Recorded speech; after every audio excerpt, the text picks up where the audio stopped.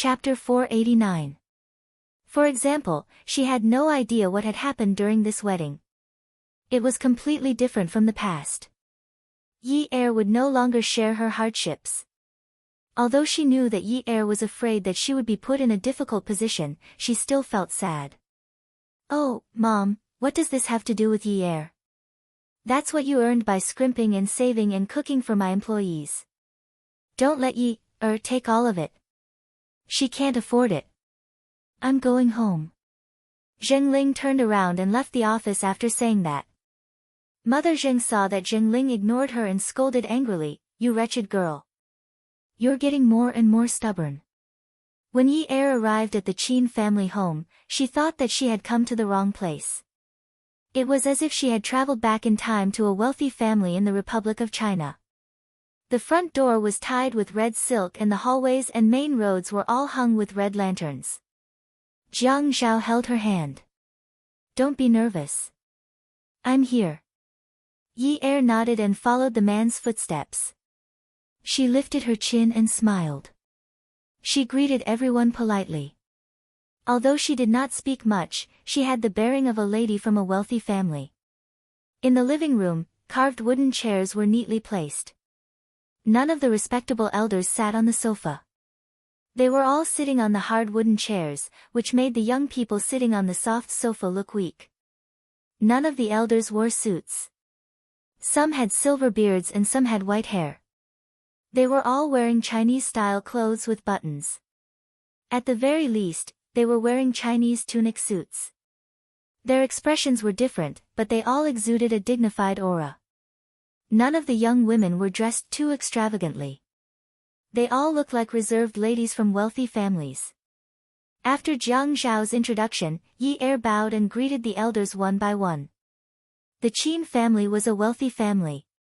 They had their own dining area for the banquet, which was not in the living room in the front yard. Today's engagement party was rushed, but it was not sloppy at all. The chefs hired by the government were all present. The decorations were also done by several wedding companies within a few hours. This might be the soft power that a big family should have. No matter how urgent the matter was, it could be prepared very quickly. There were even more people today than yesterday. Yi Er was completely dumbfounded by the number of people who came. She couldn't even remember their names. She laughed until her mouth was sore. In the end, she only remembered a few surnames. Yi Er had originally chosen a pair of high-heeled shoes, but Jiang Zhao helped her change into a pair of small high-heeled shoes. He said that she would be very tired at night and might have to stand again tomorrow. Only then did she realize that it was indeed very tiring. She had never sat down on a stool before. She was already starving. She hadn't even finished toasting, and the walls of her intestines were probably glued together by the table after table. Watching others eat, Yi Er had the urge to swallow his saliva. After a round of toasts, he said that he wanted to pay his respects to the elders alone. Because many people didn't come to see City for many years, they didn't have to wait until morning to pay their respects. Heavens, what kind of rule is this? Is this the old-fashioned society? No one had taught her the rules of paying respects. The Yun family was a nouveau riche, and she was the daughter of a nouveau riche. She didn't need to pay respects. Jiang Zhao told the two old men to bring Yi Er to his room and tell her the details of paying respects. She didn't understand. The two old men nodded in agreement and asked them to go quickly. The moment they returned to Jiang Zhao's room, Yi Er collapsed on the sofa. Jiang Zhao went out again. Yi Er pursed her lips bitterly and rubbed her stomach. So pitiful, so pitiful. As the daughter-in-law of a rich family, she had no food to eat. So pitiful. As the daughter of a rich family, she had rice and face. Only then would she be happy. A few minutes later, Jiang Zhao entered the room in his suit. He took a bowl and closed the door behind him. He walked in front of her and pulled up his trousers. He slowly squatted down and helped Yi Er up. Eat some first. I saw that you were about to faint from hunger outside. Don't starve yourself until you have gastric problems. Rice with abalone juice. Yi Er was moved to tears. Hubby, you're so nice. You even know to put some rice inside. Jiang Zhao looked at Yi Er taking big bites and was amused. Slow down. I'm not going to snatch it from you. Yi Er hurriedly hid the bowl behind her back and snorted. Even if you snatch it from me, I won't give it to you. It's mine. Jiang Zhao reached out and pinched Yi Er's face. Okay. It's yours. It's yours. Yi Er picked up the spoon and scooped the rice into her mouth. She wanted to say something but was afraid that she would look bad. She reached out and covered her mouth. Her eyes were curved as she mumbled, "It's delicious. It's really delicious." As she ate, she thought that as long as she was obedient, Jiang Zhao would treat her quite well. Although he didn't love her, he would still treat her like before. He wouldn't make her suffer. He didn't make her drink water to make up for her hunger. He would also think of ways to make the rice taste good. He didn't feel like he was making do with her at all. As Yi Er ate, Jiang Zhao told her that she didn't even have to kneel to greet them anymore. She just had to say some auspicious words to the elders in the family and appear more obedient. That was about it. The more Jiang Zhao whispered to Yi Er, the more Yi Er felt that she was one step closer to being unable to extricate herself. This was because no matter how she looked at Jiang Zhao, he was a good man. He actually knew how to dote on people. However, she was too much of a bastard and too eager for instant success. She didn't wait for him to fall in love with her before forcing him to marry her. Yi Er clenched her fists in her heart. Yun Yi, you can do it. This man is yours. This husband is yours. She extended the bowl in front of Jiang Zhao. Hubby, I want to eat another bowl. Jiang Zhao turned around and pulled a piece of tissue from the tea machine to wipe Yi Er's mouth. You can't eat anymore. You still have to have night tea with the female guests later. If you don't eat at all, they will think that you don't know how to treat guests well. Yi Er was in despair. Oh my God. There were so many rules that she had never heard of. Which ancestor set them? Jiang Zhao looked at Yi Er's expression and took the bowl from her hand. He placed it on the tea machine and sat down beside her. He pulled out a piece of tissue paper and placed her hand in his. He helped her wipe her hand. Bear with it. Just these 2 days. It'll be fine after a while. Actually, Grandpa wanted to arrange the wedding, but Grandpa vetoed the idea. Compared to the Jiang family, the Qin family had more rules. However, these rules were not usually used. It was because they were valued that there were so many rules and extravagance.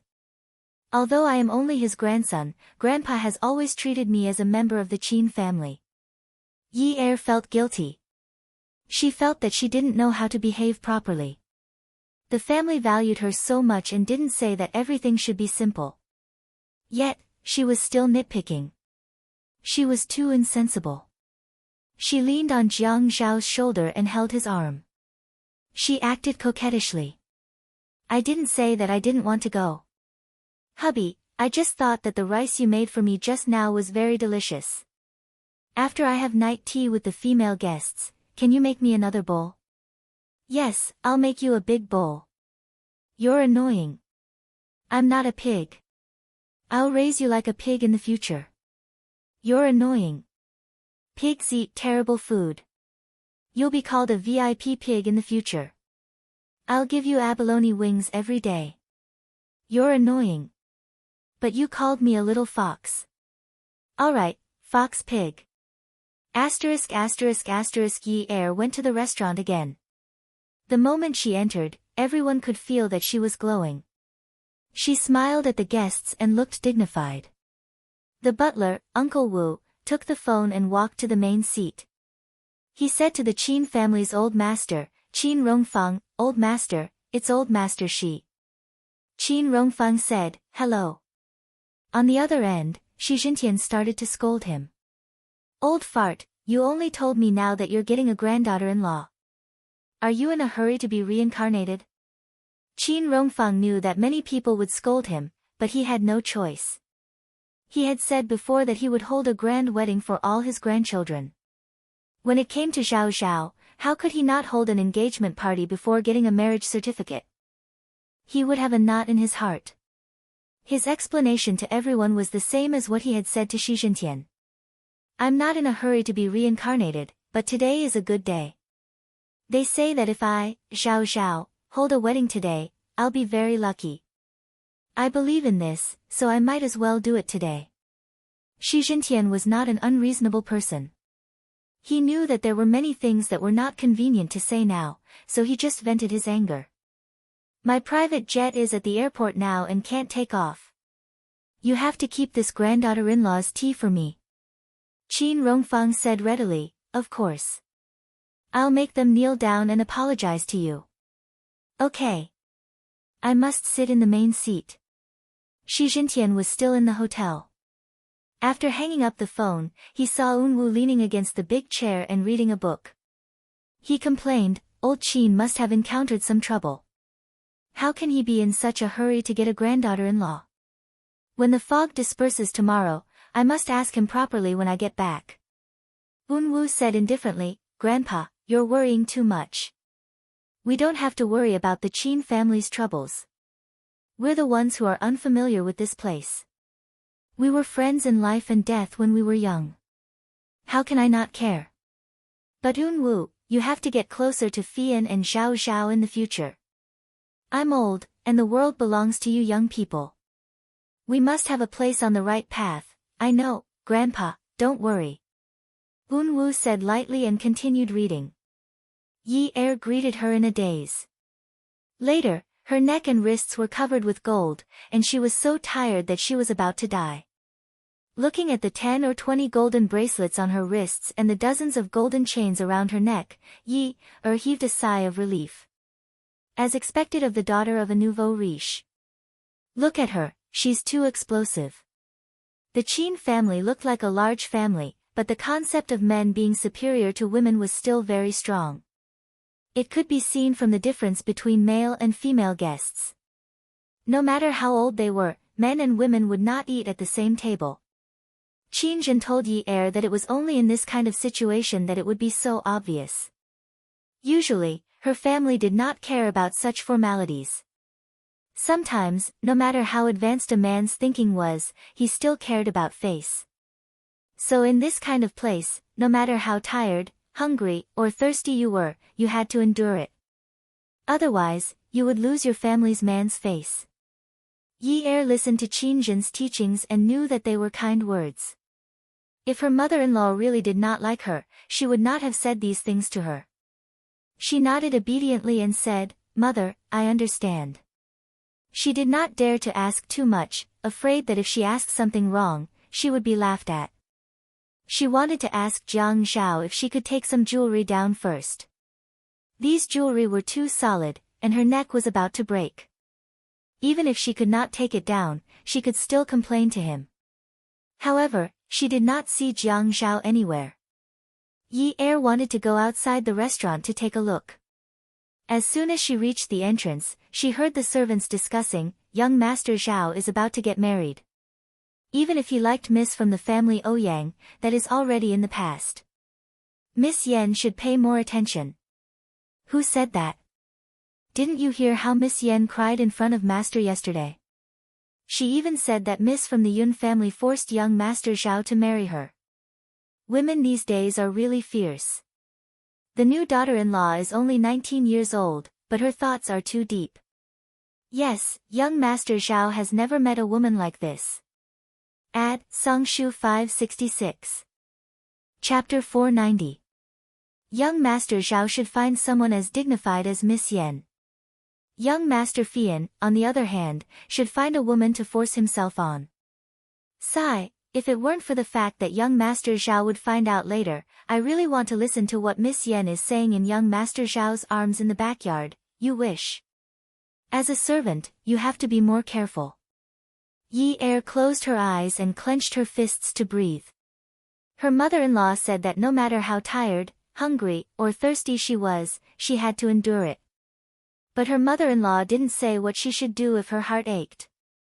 She could fight against a mistress or a hooligan, she couldn't just let it go like this, right? She turned around and asked the servant for directions to the backyard. The flower rack in the left corner of the backyard was very tall and wide. It was a mix of wisteria and roses. At this time, the roses were blooming beautifully and the fragrance was faint. Under the flower rack, Jiang Zhao patted Ouyang Yan's back and comforted her. Yun Yun, don't cry. If you don't have anything to say, I'll go back first. Your sister-in-law is still young and the Qin family has more rules than the Yun family. She doesn't know anything and will cause trouble later. When Ouyang Yan heard Jiang Zhao directly change Yun Ye's name to sister-in-law, she cried even harder. She hugged the man's waist even tighter. Second brother, you said that you would wait for me to come back. You've always been waiting for me. Second brother, you're a man of your words. How can you marry another woman? I'm already back, how can you marry another woman? Ouyang Yan sobbed uncontrollably. She never knew that Jiang Zhao would go back on his words. She had been the moon surrounded by stars in her life. Everyone knew that Jiang Zhao liked her. Even when she broke up with him and wanted to leave High City, he said that he would wait for her. How did he become someone else's husband just like that? Jiang Zhao sighed. Just as he was about to speak, Yi Er's voice rang out. Hubby, Mom said that she wants us to send the guests off together. Let's go over together. Jiang Zhao suddenly pushed Ouyang Yan away, but he didn't know how strong he was. Ouyang Yan staggered back a few steps and held on to a pillar to steady himself. The man looked at Yi Er, who was standing at the entrance of the backyard. How long had it been since he last saw her? She was dressed in gold and was covered in gold chains. She looked tacky and cute at the same time. He strode towards her. Ouyang Yan bit her lips and watched the man leave, but she could not stop him. Yi Er watched as Jiang Zhao walked over. He was still so handsome and radiant, unlike her who was in such a sorry state. Slowly loosening her clenched fists, her eyes curved into crescents, and a bright smile hung on her face. She really couldn't pretend that she didn't see anything. She could only pretend that nothing had happened. Yi Er's smile was too genuine. In Jiang Zhao's eyes, it was jarring. This woman really didn't care about him. She had clearly seen it, but she could still smile so nonchalantly. He thought that no matter what, he should still explain the process of this matter to her. They were now husband and wife. Just as he walked to the door, Yi Er went forward and grabbed his arm. Without looking at Ouyang Yan, she pulled him and turned him around. She grumbled, "You don't know. When Mom said that she wanted to send the guests off, I was dizzy. She also said that some of the guests would be staying in the backyard tonight. I can only go to sleep after all these people are settled. But I'm so sleepy now. Also, I'm carrying so many things on me. It's killing me. It's so heavy. Can you take some of them off?" With every sentence that Yi Er said, she was thinking about the woman behind her. When she was joking, she felt as if her heart was being tugged at by someone. Jiang Zhao was completely dispirited. Once again, it proved the meaning of her words, "There are no feelings between us." Not only did she not need to explain, she would not even be jealous. Even if she saw that her husband had another person in his arms, she could still pretend that she didn't see anything. He couldn't help but wonder if she was heartless. But as arrogant as he was, she didn't even care about him. Should he still think that it was unrequited love and care about her feelings that she didn't need? With a wife like this, there was really nothing he could do. Who asked that phone call to see through his thoughts? You can't take them off. These are the blessings from the elders. It's inauspicious to take them off. Yi Er nodded. Oh. She would just be superstitious this time. Yi Er's superstition resulted in her wearing this pile of gold to sleep. Even after midnight, she refused to take them off. Jiang Zhao wanted to be intimate with her and wanted to take them off for her. Yi Er exploded. She stood on the bed and made a fighting pose. She glared at Jiang Zhao as if she was looking at a bandit. Mine, mine. They're all mine. Don't touch them. Jiang Zhao found Yi Er's behavior amusing. This wife was pretty good.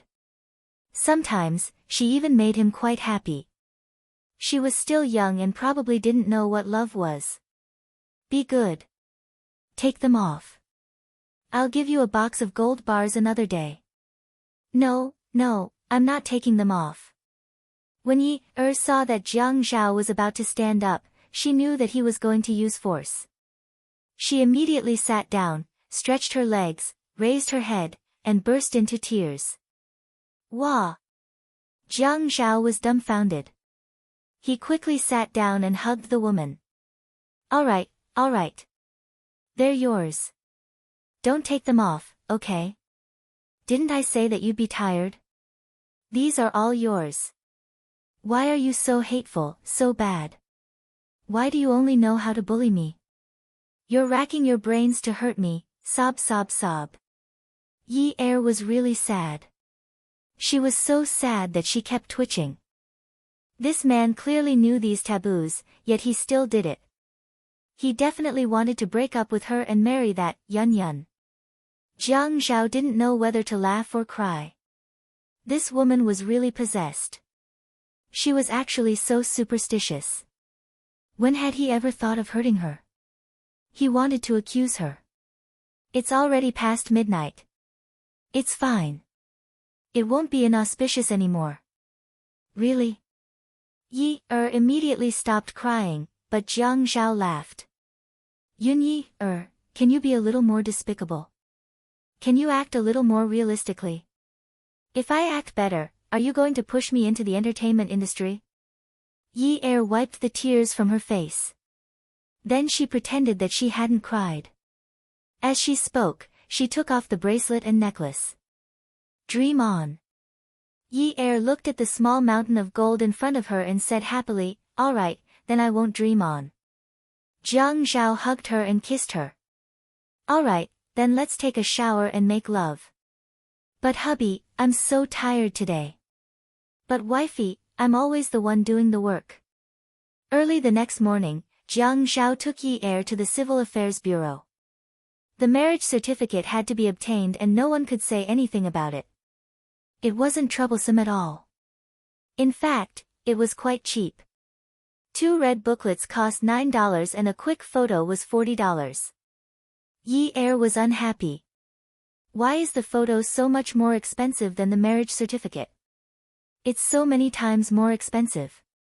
Jiang Zhao thought, did this woman have to ask such an idiotic question? It was obvious that she wanted to get some money out of it. The cost of the photo was regulated and there was no limit to the photo. Didn't she understand this? Because the photo can prove that it's your marriage certificate. If you just take out the name, people won't be able to tell if it's real or fake. But with the photo, it'll be obvious at a glance. Yi Er nodded and said with certainty, yes, this money is really well spent. It's really worth it. Jiang Zhao sighed in satisfaction. This girl. Nu and Shizhen finally returned to High City after 3:00 in the afternoon. Shizhentian had been feeling unhappy. He had missed his old friend's granddaughter-in-law's engagement banquet, and today, he had almost missed his old friend's birthday banquet. What kind of lousy weather is this? Shizhentian sat in the car and couldn't help but spit. Unwu leaned against the car door and looked out the window. The corners of his mouth turned up. Grandpa, actually, we could have taken the high-speed train yesterday. It would have only taken a few hours. Shizhentian's head seemed to have been pinched by someone. His face turned red and his voice rose in anger. Ah! Why didn't you say so earlier? Unwu shrugged nonchalantly. His clear eyes were unexpectedly smiling. Ha, I like to see you scold when you're angry. It's really interesting. It's more like the real you. Shizhentian looked at his grandson's happy face and couldn't get angry even if he wanted to. You little brat. Unwu and Shizhentian went back to the Shi residence first. They had to change into formal wear before going out. Unwoo changed into a gentleman's shirt and suit. The lapel on his chest was an elegant purple. The navy blue suit made the originally quiet and beautiful boy look even more spirited. Unwoo walked to the front garden to wait for his grandfather. He looked up at the sky. It seemed like it would rain in a few days. The clouds were a little dark. Shi Jintian had just walked to Yunwoo's side when his phone rang. He picked up and it was Qin Rongfang's voice. "Old man, when are you going to delay until? Are you going to wait a few days for them to return to Jiang district for the banquet?" Shi Jintian said, I'm here. I'll rush over before you reincarnate." Unwoo had never met so many old people. They were saying, old man, rushing to reincarnate and cursing at each other with such inauspicious words, but they were not angry at all. Instead, they were so happy. Qin Rongfang said, "Hurry up, or my granddaughter-in-law won't offer you any tea." Old Jiang said, "You're not allowed to come." "How dare he? I'll send you a picture of my grandson and granddaughter-in-law. They're a match made in heaven. Let me tell you, their children will definitely be the best looking." Qin Rongfang hung up after showing off. Just 10 seconds after hanging up, Shi Jintian received an MMS message. He opened it and saw the woman wearing a fashionable cheongsam. Her slender white arms were wrapped around the man's arm, and her head was leaning on the man's shoulder. She was smiling very sweetly. The handsome and tall man's large hand was wrapped around the woman's small hand that was wrapped around his arm. Her smile was charming. They're really a match made in heaven. "Unwoo, look, you have to find a granddaughter-in-law for Grandpa in the future. She's so beautiful. I can't lose to old man Qin." Unwoo nodded perfunctorily. He glanced at it lightly and considered his task completed. Suddenly, a white light flashed in his mind. He snatched Shi Jintian's phone and enlarged the picture on the screen. The air in his ears stagnated, and there was the sound of falling leaves. He could not accept such a fact. He could not accept it. She had abandoned him and married someone else. No, it was an engagement. It was just an engagement. He could not let her marry Jiang Zhao. No. He had been waiting for her on Wutong Street for more than a year. It was all because she had broken into his world that he had become an artist for her for more than a year. How could she do this? "Grandpa, what's her name?" Perhaps there were people who looked so similar in this world.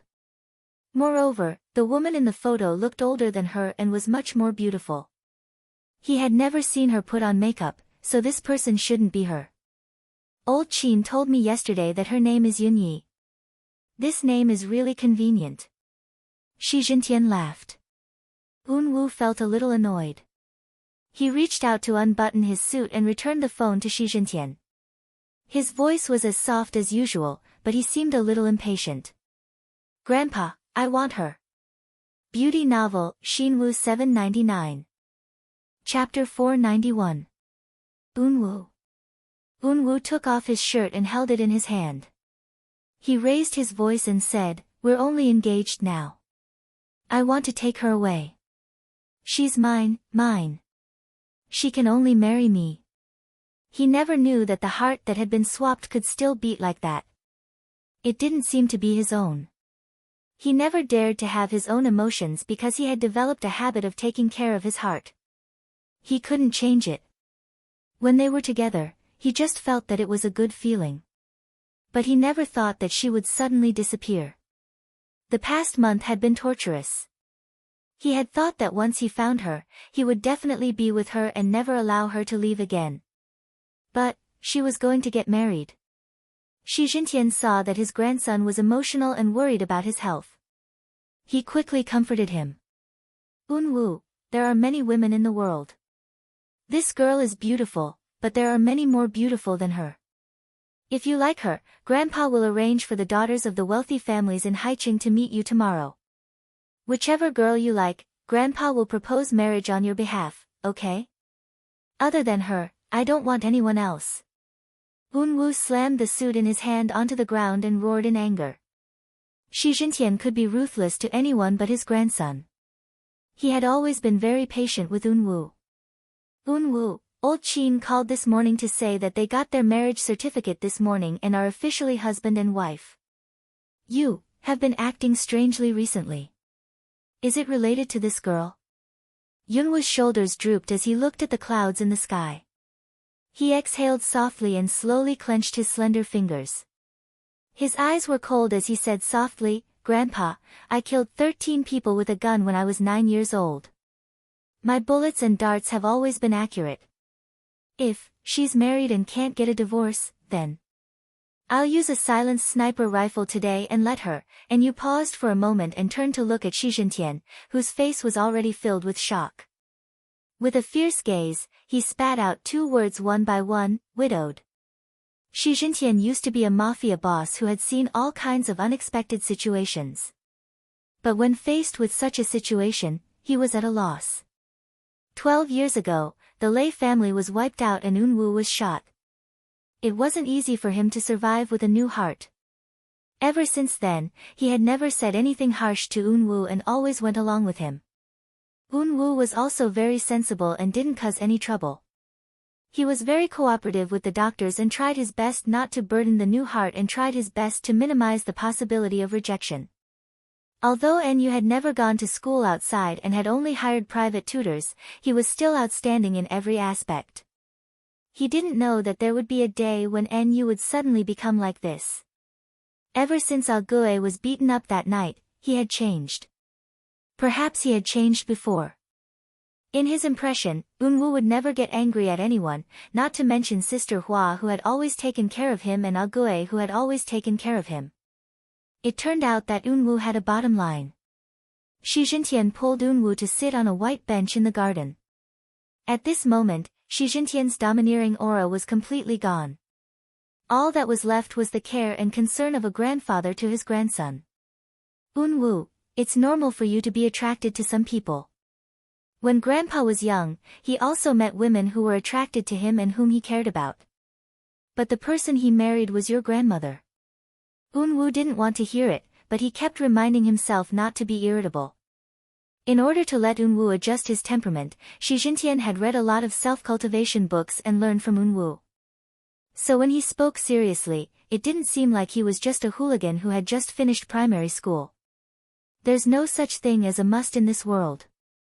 Young people like to say that someone is irreplaceable because someone who can be replaced hasn't appeared yet. Grandpa won't force you.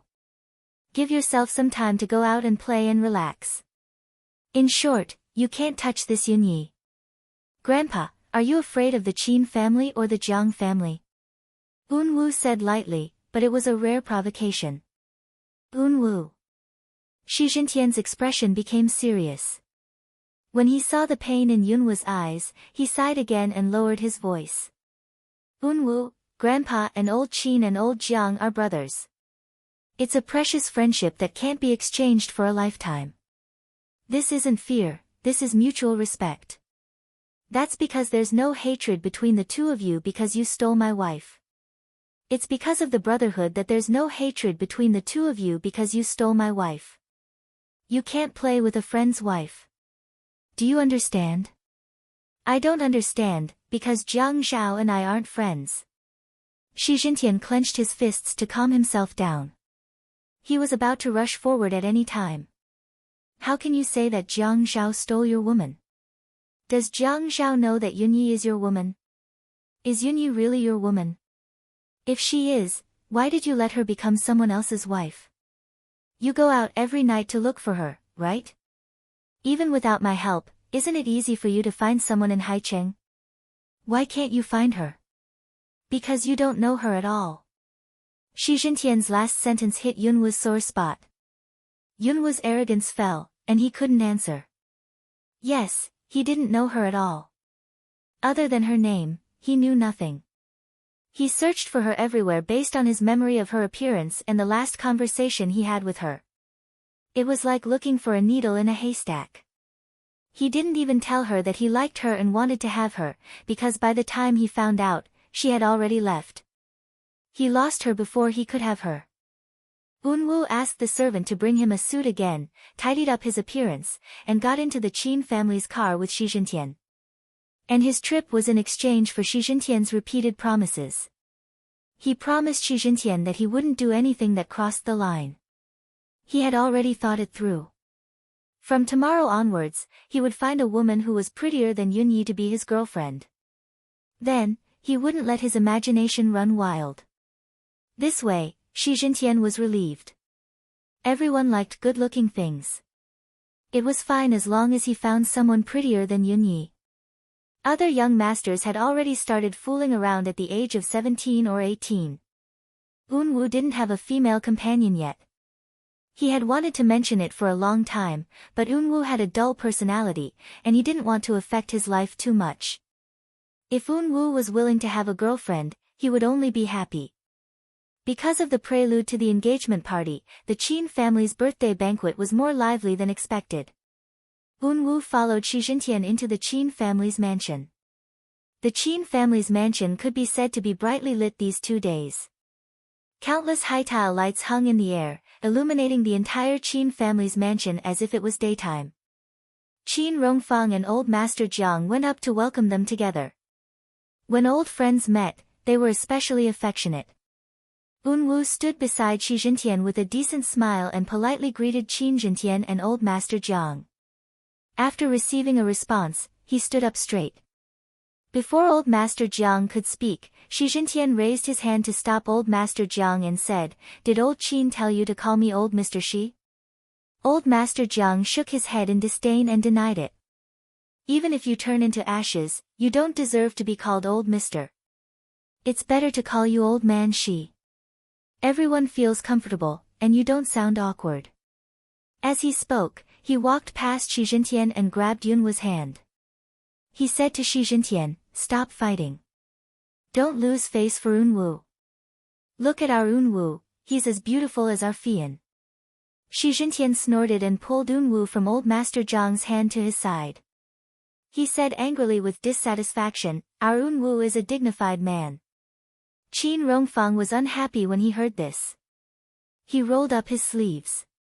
"What do you mean? Our Fian is not a dignified man. Do you want to fight?" Shi Jintian said disdainfully, "You think you can beat me? I don't want to be compared to someone like you who isn't on the same level. If you don't believe me, in a few years, I'll have a grandson in my hands. You'll have to bring Zhao Zhao's son to bear the surname Qin. Let's see if old Jiang is willing to give him to you." "Zhao Zhao's son, so what if he brings one to bear the surname Qin? Are you envious that I have so many children and grandchildren? Let me tell you, I've already told Fian. I've already found a place for artificial insemination. You must give birth. Give birth, give birth. I'll let Unwu wait for Fian for a few years. Let me tell you, this is completely because I sympathize with you." Qin Rongfang said shamelessly. "You don't need to sympathize with me. You can even ask Unwu to bring a fat boy for me. Grandpa Shi, Unwu." Yunwu's shoulder was patted by someone. He turned around and saw that it was Jiang Zhao leading Yi Er over. Jiang Zhao first greeted Shi Jintian, then introduced Yi Er. Yi Er followed Jiang Zhao and bowed slightly. "Hello, Grandpa Qin." Shi Jintian kept praising Yi Er for being beautiful and sensible. When Yi Er saw Unwu, the smile on her face froze. Shi Jintian's mood was also suppressed. He was afraid that others would notice something. Jiang Zhao shook hands with Unwu and let go.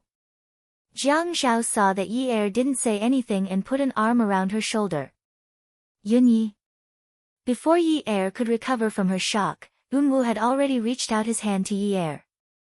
His eyes were clear and contained a gentle smile. "My name is Shi Unwu. Shi as in place, N as in kindness, U as in blessing. Grandpa hoped that I would be blessed by God and be safe forever, so he gave me this name." Yi Er reached out to shake his hand. She was shocked to realize that Unwu didn't seem to remember. "So your name is Shi Unwu. Hello, long time no see. My name is Yunyi. Do you still remember?" Shi Jintian was still nervous. When he heard this, he knew that his grandson was imagining things. Jiang Zhao was stunned. Unwoo tightened his grip on Yi Er's hand. Then he chuckled and glanced at Jiang Zhao. I used to say that I met a nouveau riche who didn't know how to appreciate my paintings. So her name is Yunyi. She's actually Brother Zhao's new wife. What fate! Jiang Zhao's expression softened a little. Yi Er pursed her lips. So you don't remember my name? I remember telling you about it. Unwoo said, you did. Yi Er shrugged indifferently. My name is a little tacky. You're an artist. It's normal that you don't remember. Jiang Zhao's large hand was still around Yi Er's shoulder. He patted her. I think it's okay. It's elegant and doesn't match you. Ha! You're so annoying. Unwoo didn't let go of Yi Er's hand. His smile was as warm as the tender willows sprouting in Jiangnan in February. It made people itch. He was polite, and his tone was appropriate. They didn't seem familiar. It was as if he had really just met Yi Er. Nice to meet you. Me too. Shi Unwoo. It's a very nice name. The two of them finally separated their hands. Qin Rongfang wasn't very calm, but he forced himself to be calm. He walked over and patted Yunwoo's shoulder. Unwoo, call her sister-in-law. When Unwoo looked at Jiang Zhao, he smiled very innocently. It was an expression of extreme embarrassment. His eyes were so clear that one could see the bottom. He reached out and scratched his head. Brother Zhao, I really can't say that. She looks so young. Jiang Zhao's brows relaxed. He was secretly thinking about Yi Er's outfit today. She was wearing a champagne-colored imported satin gown with a V-neck pleated sleeves. The epaulets on her shoulder pads were decorated with flashing diamonds and beads. The four-finger-wide belt accentuated her good figure. Although the color and style wasn't complicated, it was very elegant. It was slightly mature but not revealing. Ad. Shinwoo 799. Chapter 492. Coupled with makeup and a loose bun, how could she possibly look young with such an outfit? Was she upset that he was much older than her? Many people had said that they were a good match today. Yi Er pursed her lips and looked at Jiang Zhao. You abducted and sold underage girls. Jiang Zhao covered her mouth with his hand and said fiercely, don't tell anyone about it. Otherwise, I'll put you under house arrest. After saying that, he laughed wantonly. Yi Er was also amused. Everyone standing there laughed at their interaction. Even old Master Jiang, who usually pretended to be serious, said, Zhao Zhao, don't act like a child after getting married. A man should be more mature. However, Qin Rongfang raised his elbow and hit old Master Jiang's arm. He snorted and said, You're interfering with my grandson's smile. Aren't you interfering too much? If Zhao Zhao can't even smile when he sees his wife, will you be happy? Old Master Jiang proudly raised his eyebrows. Can't help it. You have to take my surname, Jiang. Qin Rongfang snorted. Yi Er's heart trembled. She secretly begged, Zhao Zhao, give me some face and smile more. I'll rely on you from now on. Yunwoo's eyes were full of smiles. They were so warm that they seemed to be able to melt everything. When the servants came to lead the guests to their seats, Jiang Zhao and Qin Rongfang followed. Jiang Zhao and Yi Er were still standing there. Jiang Zhao turned and looked at Yi Er.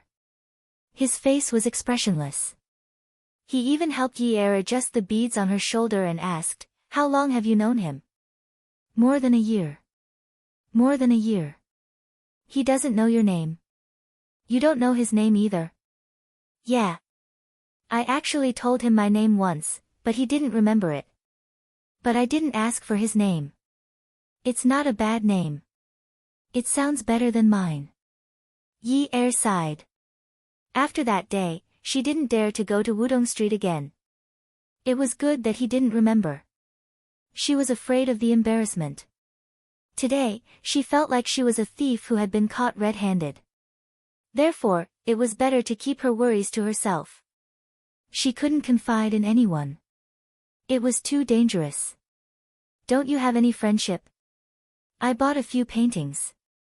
Last time. Yi Er suddenly felt that she couldn't continue. What should she do? Should she say it? You seem to be quite regretful that he doesn't remember your name, Jiang Zhao said before Yi Er could decide whether to say it or not. Yi Er pouted. Of course, how could there be such a person? I told him my name, but he couldn't remember it. How could he not be angry? But I can't lose my composure today, can I? If it was any other day, What would you do if it was any other day? Yi Er said fiercely, I would roll my eyes at him. Jiang Zhao snorted. Yi Er thought that Jiang Zhao disliked her for not behaving like a lady from a wealthy family, so she stopped badmouthing him behind his back.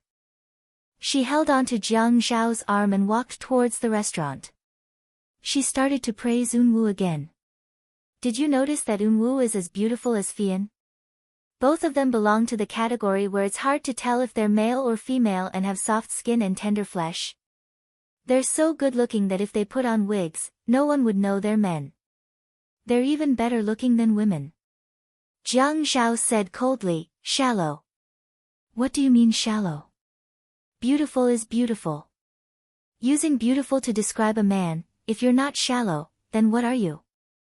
Jiang Zhao shook off Yi Er's hand with a cold face and strode towards the restaurant alone.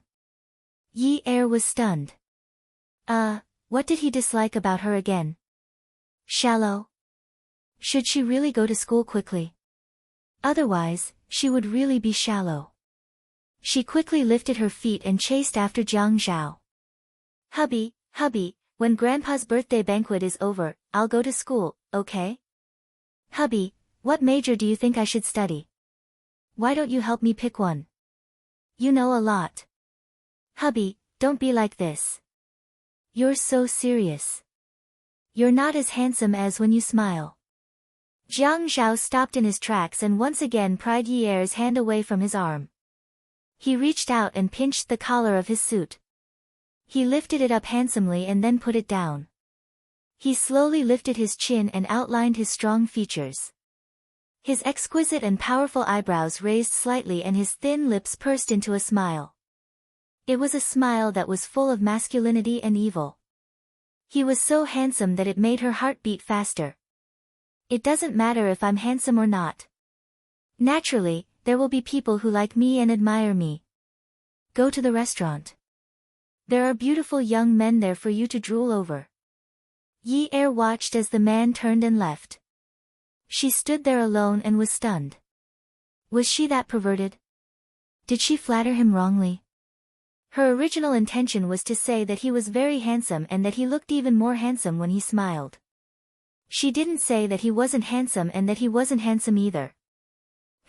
Insulting others was just pretentious. If it was said that Jiang Zhao felt uncomfortable because Yi Er praised Yunwa's beauty, it was only temporary because Yunwa's eyes were clear and clean. The way he looked at Yi Er was also exceptionally clear. He was like that to everyone. Jiang Zhao only treated Yi Er as a child. It was understandable that she liked beautiful things. He wasn't that neurotic. However, when family Min came to celebrate the birthday, Jiang Zhao was obviously unhappy when he saw Min Zikai. What was this? His marriage partner was the ex-fiancé of the person who came to celebrate the birthday. Although she wasn't here for the wedding banquet, she was here to celebrate the birthday. However, Min Zikai looked at Yi Er with both love and hate. Jiang Zhao just wanted to find a golf club, raise it in the most beautiful position, and swing it towards his head. Brother Zhao, ninth sister is telling you that you should change your head to swing the club. Really? Jiang Zhao's speedy marriage wouldn't be sensationalized on the news. It was also impossible for the media to sensationalize this matter. After all, he was a political figure and not the head of state. However, the news quickly spread among the major families. When Min Zikai found out about this, he smashed something. It had only been a few days.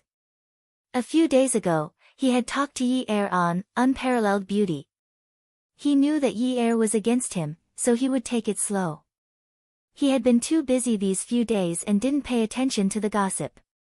How could it be that Yi Er was the one who proposed? Was it because of her father? She was willing to marry a man who was so much older than her for her father. She had even looked for him because of her younger brother. After that, she said she didn't want to help. Was it because of Jiang Zhao? Feng Yu had always felt that other than him, she would not rely on anyone else. But she had relied on someone else. Min Zikai had calmed down. He rushed back home. He must tell his family about this matter. What did it mean for Jiang Zhao to marry Yi Er? It meant that Jiang Zhao was openly opposing Mayor Chen. If this was the case, would it only affect Jiang Zhao? Qin family, Shuo family, and Jiang family of Jiang district. There might be more people involved in this matter. Then what about family Min? Will they be the second Yun family? Jiang Zhao was not joking when he said those words. It's a pity to see the fall of a major family. Were they going to wait for their deaths? That was why the Min family brought a congratulatory gift to the banquet tonight. Today was the birthday banquet, and it was different from yesterday's banquet. So, there was not much difference between men and women. But the elders of the Qin family were still seated in the main hall. These were the rules set every year. Qin Rongfang was an experienced man. When he accepted family Min's toasts, he would say some nice words. But the birthday boy was not the main character. Min Zikai walked around the dining area and saw Yi Er and Jiang Zhao chatting with some female guests. He walked over with a slender champagne glass. Before Yi Er could turn around, Min Zikai's glass knocked against hers. Yi Er's glass shook when Min Zikai knocked against hers. Yi Er. After Min Zikai clinked glasses, he raised his slender champagne glass and was about to drink when Yi Er also raised her glass generously and smiled. Young Master Min, my husband is here. Please call me Mrs. Jiang. After saying that, Yi Er brought the wine cup to her lips and raised her head slightly. She also looked up. The light yellow liquid in the sparkling glass made it look like someone had sprinkled diamonds on it. It slowly slid into the woman's mouth. This woman who was drinking champagne exuded an elegant and seductive aura. Her gaze, which was originally looking upwards, suddenly turned to Jiang Zhao, who was beside her, and threw him a coquettish glance. Jiang Zhao froze for a second, then smiled and wrapped his arm around the woman's waist like a gentleman. Before Min Zikai's wine glass reached his mouth, he raised his own glass and clinked it with Min Zikai's. Young Master Min, are you here to wish us a blissful marriage? Thank you. Min Zikai was embarrassed and angry. After Jiang Zhao took a sip, he ignored Min Zikai's stiffness and clinked glasses with Yi Er. I wish Mrs. Jiang will always be beautiful. I'm not drinking. Yi Er pouted coquettishly. Oh. Why? How can anyone be beautiful forever? When I'm old and not beautiful anymore, you'll despise me. I'm not drinking. How can that be? In my eyes, Mrs. Jiang will always be beautiful. It has nothing to do with age. After Jiang Zhao finished speaking, he looked at Yi Er's puffed-up cheeks. At this moment, they deflated and the corners of her lips curved. He couldn't help but lift the hand around her waist and pull her closer to him. He lowered his head and planted a soft kiss on her forehead. Yi Er only felt her heart melt at this moment. This bastard, in order to provoke her ex-fiancé, did he have to say such mushy words of love? Did he have to kiss her so tenderly? She would be deceived to death by him. Let's drink a few more glasses tonight. Yi Er's eyes curved as she suggested coquettishly. Jiang Zhao raised his eyebrows and accepted the challenge. Let's get drunk. Do you dare? Min Zikai felt like he was unnecessary here. He had wanted to show off his intimacy with Yi Er in front of Jiang Zhao, but now he had let someone else show off their affection. Unwu stood in the distance and played with the red wine glass in his hand. When he saw the man kissing the woman's forehead, the stem of the glass snapped in his hand. The glass fell to the ground and broke into pieces of uneven sizes. The red wine spilled all over the handsome young man's shoes. The servant hurried over to help him wipe it off. He knelt down affectionately and took the white cloth from the servant's hand. When the servant saw the thin stem of the glass in his hand, she exclaimed, "Oh my God, young Master Yunwoo's hand is bleeding. Let me throw it away." "No need," Yunwoo replied with a faint smile. "The broken glass is so sharp." "It's too sharp." Yunwoo handed the cloth back to the servant. "Thank you. Don't worry about the wound. I'll take care of it myself." He asked the servant to leave and looked at the stem of the glass in his hand. It was indeed sharp. Was it able to pierce his heart like a bullet? His gaze shifted again. The couple was still chatting and laughing. He tightened his grip on the stem of the glass and turned to walk over there. He had only taken a few steps when the host announced the start of the banquet. Yi Er and Jiang Zhao walked over to Qin Rongfang's side. Yunwoo's sleeve was grabbed. "Your hand is bleeding. Let me wrap it for you." Attention, Hengcha 866. Chapter 493. Turning his head, Yunwoo saw a girl with a ponytail. She looked very innocent, and her eyes looked like she was 16 or 17 years old. Her black hair fell over her shoulders, and a headband gathered the hair on her forehead, revealing her bright forehead. "No need. Fei Yu." Qin Fian walked over and called out to the girl, "Grandpa called you over." "What are you doing here?" "Brother, this brother's hand is bleeding. Call the family doctor to bandage it." Fei Yu looked at Yunwoo's hand, which was still bleeding. "Yunwoo, are you okay?" Qin Fian also frowned. He didn't care if Yunwoo refused, and said to Fei Yu, "Little Yu, call Uncle Wu to call Dr. Zhang over. The glass was cut. We need to see if there are any shards inside." Fei Yu heard her brother's words and hurriedly went to find the housekeeper. Qin Fian took the cup from Yunwoo's hand and threw it in the bin. Looking at the wound on Yunwoo's finger, he said guiltily, "Yunwoo, I'm sorry. The quality of this cup is too low." Qin Fian muttered in his heart.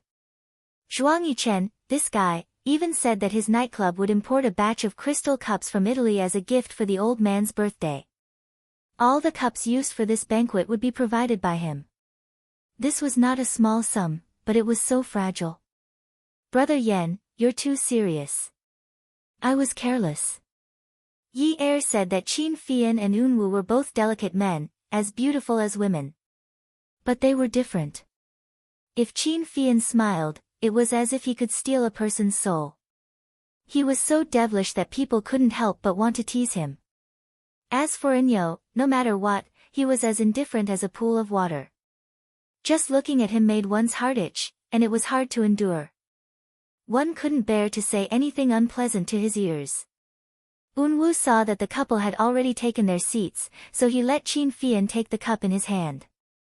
He swore in his heart, "Yunyi, whether it's white clouds or dark clouds, you can't float out of my sky."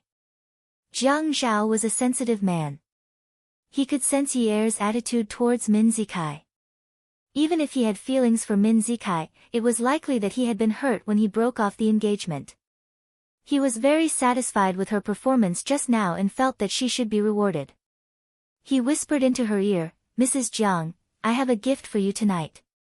"What gift?" Yi Er was a little excited. She picked up the glass and took a sip of the juice. "I want to reward you with a new position tonight and give you something new." Yi Er hurriedly covered her mouth and used all her strength to prevent herself from spitting out the juice that had just entered her mouth. Every table was covered with a large tablecloth that almost reached the ground. Yi Er sat beside Jiang Zhao and realized that the man had already pulled the tablecloth lightly and covered her legs. She wanted to shrink back, but her knees were caught by the man's strong hands. Yi Er sat on the stool, allowing the pair of hands under the tablecloth to do whatever they wanted.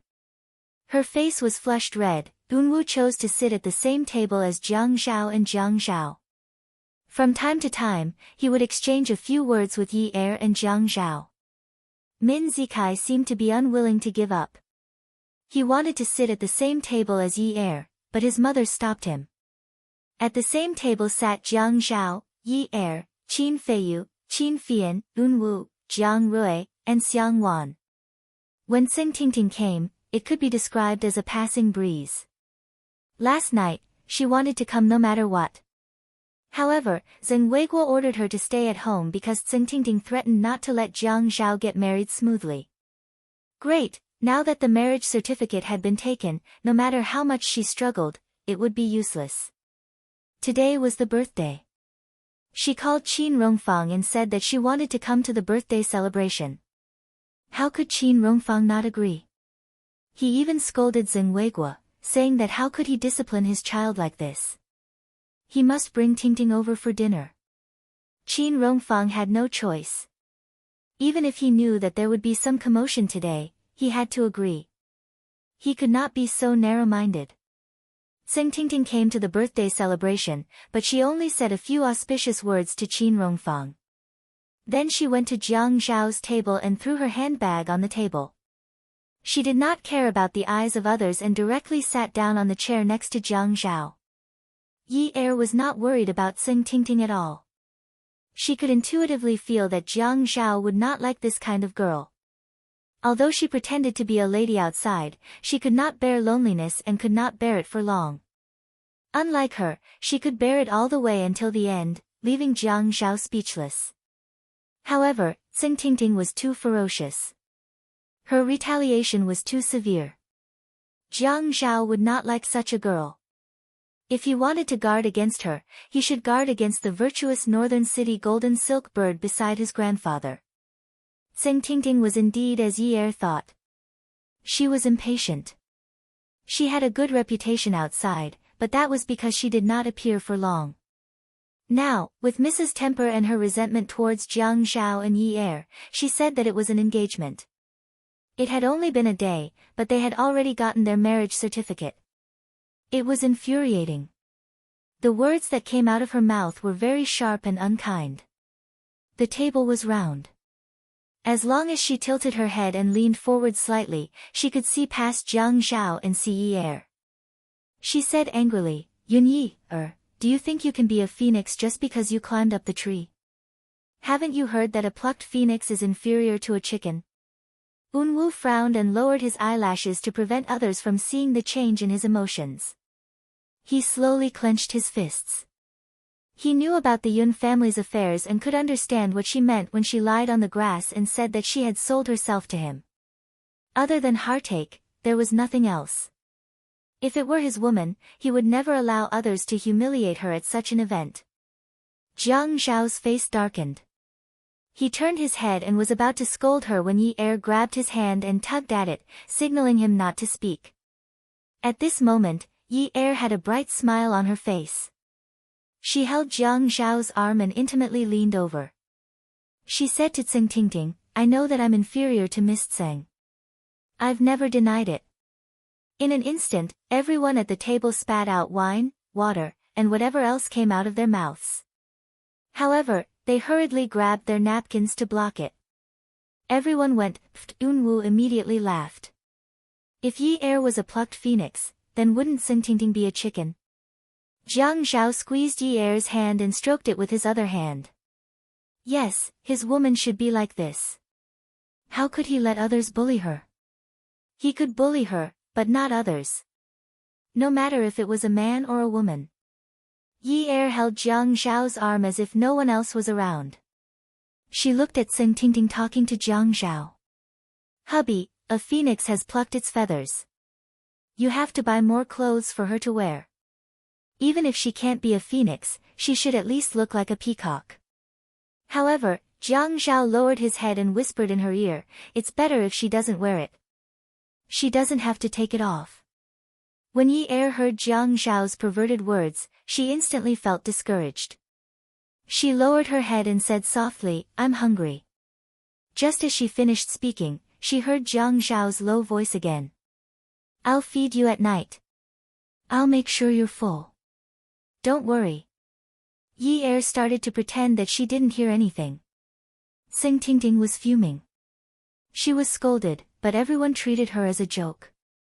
Jiang Zhao didn't even take it seriously.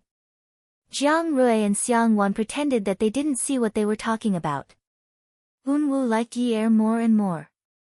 Since Grandpa didn't allow them to be so brazen, he wanted her to come to him willingly one day and leave him willingly.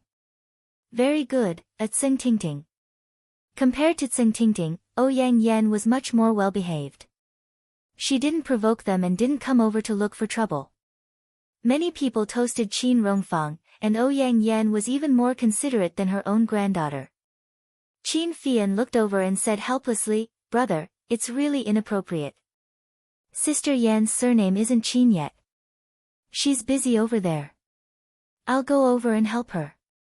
You're a newlywed, take your time to enjoy it. Brother, sister-in-law, I'll go over to Grandpa's place first." Qin Fian stood up and greeted them. Jiang Rui said, "Go ahead."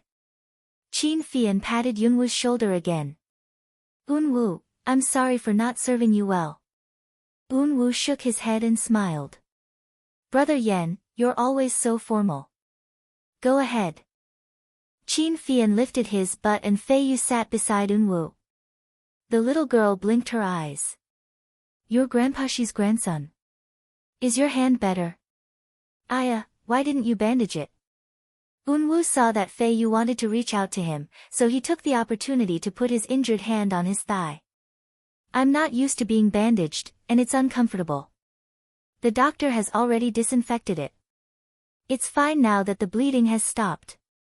I'm sorry to have made little Yu worried." Yi Er heard that and quickly turned to look at Unwu. She stood up and walked over, asking with concern, "Unwu is injured?" Unwu stretched out his hand from his thigh and showed it to Yi Er. He smiled indifferently. "It was cut by the broken glass just now." Yi Er held Yunwu's hand and looked at the wound on his slender index finger. It wasn't bleeding badly, but it felt wet. Unwu closed his mouth and breathed slowly. He felt his hand in her palm. He didn't have to do that. He could have held her hand and strolled around, experiencing the joy brought by her laughter. It was a feeling that he hadn't experienced for more than 10 years. He missed it for a while, but he couldn't miss it forever. He looked at his hand, and his nose was filled with the scent of her perfume. The fragrance was different from the thin layer of makeup on her face. It was faint and lingered in his mind. How can you not bandage it? It'll definitely be infected. How can you be so stubborn? Yi Er's tone sounded like she was talking to her younger brother, Si Jie. She was worried, angry, and scolding. Then she turned to leave. "I'm going to find something to bandage it for you. Wait here." Jiang Zhao walked over to Yi Er's side and pulled her back to her seat. He called out to a servant. "I'll have to trouble Dr. Zhang to come over and bandage young Master Yunwu's wound." Unwu thought for a moment. This time, he didn't refuse. He had been too pleased with himself just now. Jiang Zhao couldn't escape Yunwu's little actions. When Fei Yu wanted to take a look for him, he withdrew his hand. However, Yi had only asked him a question and he had already extended his hand. And Yi Er was so concerned about him. Just as Jiang Zhao's thoughts were slowly sinking, Unwu chuckled and said, "It's good to bandage it. If my girlfriend sees it tomorrow, she'll disturb me again. I'm really afraid of her." Wasn't she disturbing him like this right now? She hated him for being stubborn and was afraid he'd be infected. Was this what a girlfriend was like? Everyone could hear Yunwu's tone. If that girl was next to him, he would definitely rub her hair very, very lovingly. This boy who usually looked at everyone the same way had a gorgeous light in his eyes. Jiang Zhao thought he was seeing things. When he looked at Yi Er again, she looked relieved and relieved. He really thought too much. It was normal for people to leave at a banquet. But in a rich and powerful family, there were many people trying to curry favor. It was already past 11, but the crowd was still there. Jiang Zhao naturally had more to deal with. Welfare, Hengcha 866. Chapter 494. When a man looked for another man to talk about important matters, he would send his wife to accompany another man's wife. They would either gossip or play mahjong. Those who looked for Yi Er were more gossipy. Yi Er came from a wealthy family, so she knew that she shouldn't talk too much. She stopped at a certain point. Actually, she didn't know much about Jiang Zhao, and those who tried to worm their way into being friends with her wanted to know more about his policies. Yi Er avoided the topic perfectly. Mrs. Li, what are you talking about? I don't know much about men's affairs. No wonder there are so few women in politics. Just listening to the news gives me a headache. It wasn't until Yi Er was called away by Ouyang Yen that the troublesome social interactions ended. Yi Er didn't want to go, but she didn't want to lose the battle. The flower rack in the backyard was too annoying. Yi Er didn't go over and stood at the doorway. Speak. Ouyang Yen could feel her impoliteness towards Ouyang Yen. Do you have a problem with me? Yi Er shrugged. No problem. It would be weird if she didn't have a problem. A mistress was so arrogant. Ouyang Yen worked in the prosecutor's office. Not only did she handle anti-corruption cases, but she also handled appeals from the Public Security Bureau. She was more observant, analytical, and discerning than most women. Yi Er's hostility towards her was too obvious, even though she tried to hide it. The older the ginger, the spicier it was. Yi Er knew how to conduct herself, but she still hadn't learned how to be a mistress in front of a mistress. Ouyang Yen tried to sound her out. She spoke first with a hint of provocation. I'm staying at Qingbei condominium. Yi Er got angry when she heard this. What's so great about you? You're just a mistress. Besides, I don't want to live in the apartment in the north of the city anymore. I'm just giving you the place where I used to sleep. Ouyang Yen suddenly smiled brightly. Yi Er was still young after all. His words were filled with jealousy and he had already revealed too much information. Ouyang Yen carefully analyzed the other party's mentality and probed further. A mistress isn't a big deal, but what if the person the man loves is a mistress? Then you can continue to be loved by him like this. Continue to be a golden bird in the north of the city. Yi Er had always been wary of the existence of the Ouyang Yen, but she didn't know that this woman would be so shameless as to confront her directly. She wanted to keep the peace, but she didn't give her a chance. Ouyang Yen could finally confirm that Yunyi definitely did not know that she and Jiang Zhao were not really together. Yes, they were not together. She came back and bought baby's breath and lilac to tell him that she missed him very, very much. If not for this Yunyi, the one getting the marriage certificate with Jiang Zhao would be her, Ouyang Yen.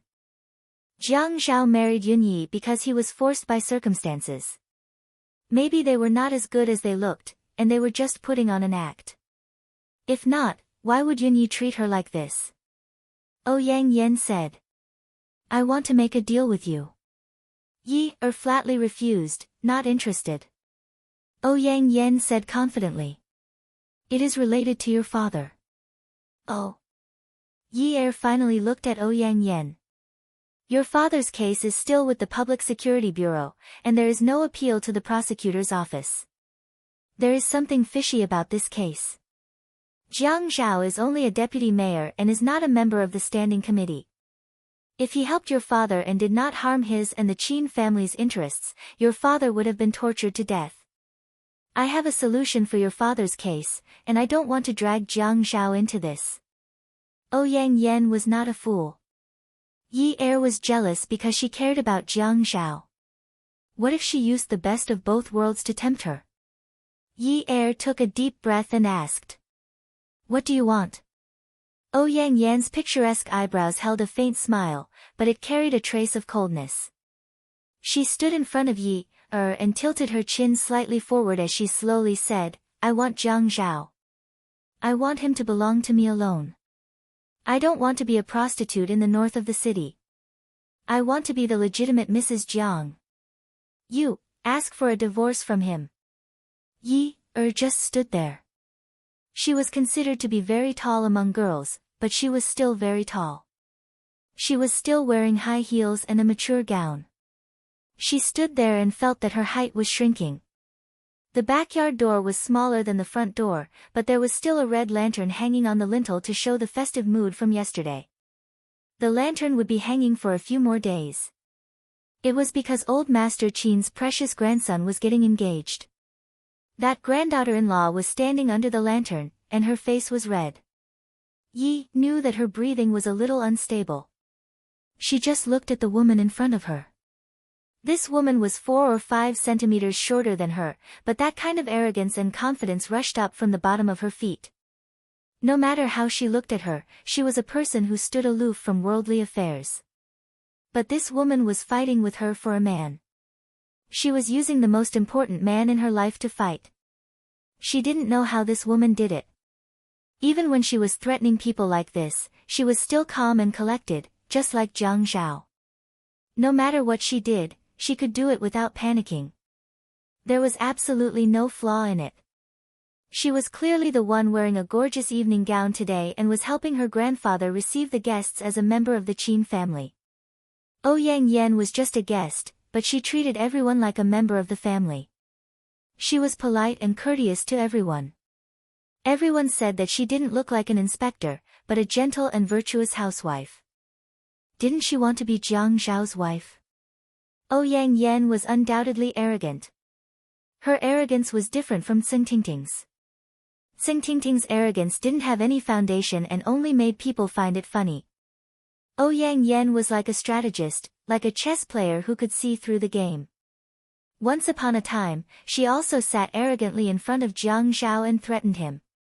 Jiang Zhao asked her for her conditions. She said that she wanted to reduce her father's sentence. Otherwise, she would spread all those photos. But what she got was ruthless revenge. Ouyang Yan. This eyesore, how could she take revenge on her? What a joke. Why should I not trust my husband and trust you?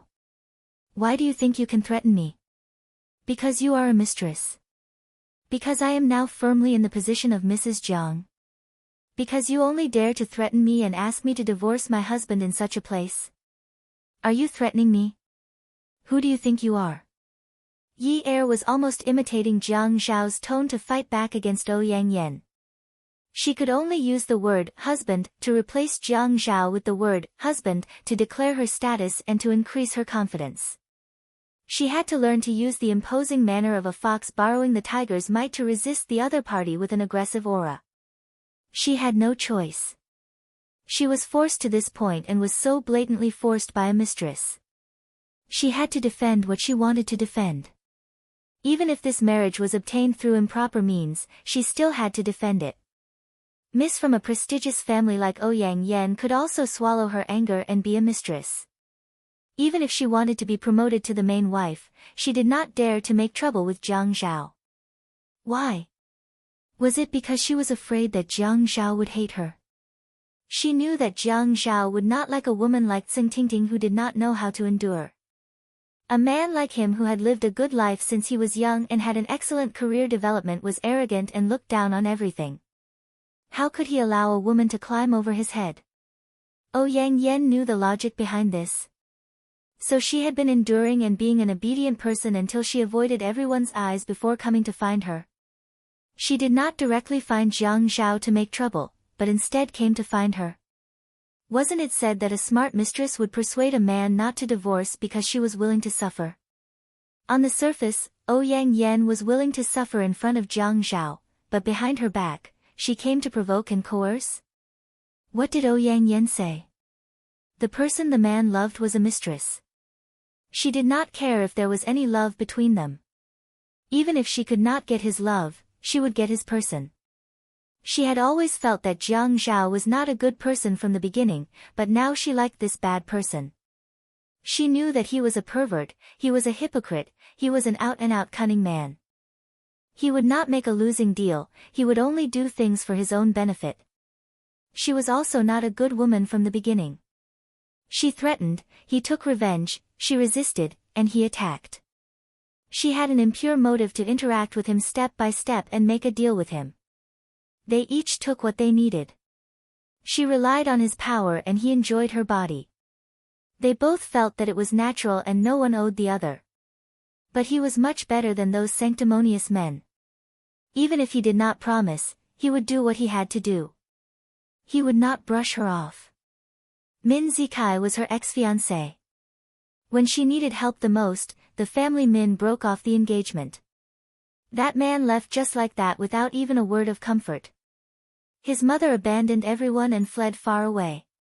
When the company closed down, she was not even 18 years old and had to run to various judicial departments. She did not know anything. To repay the debts, she could only rely on the family's real estate. She sold the houses one by one and dealt with the factory and company. She wanted to be like those girls on TV who suddenly stood up when her father's company was about to close down and turned the tide.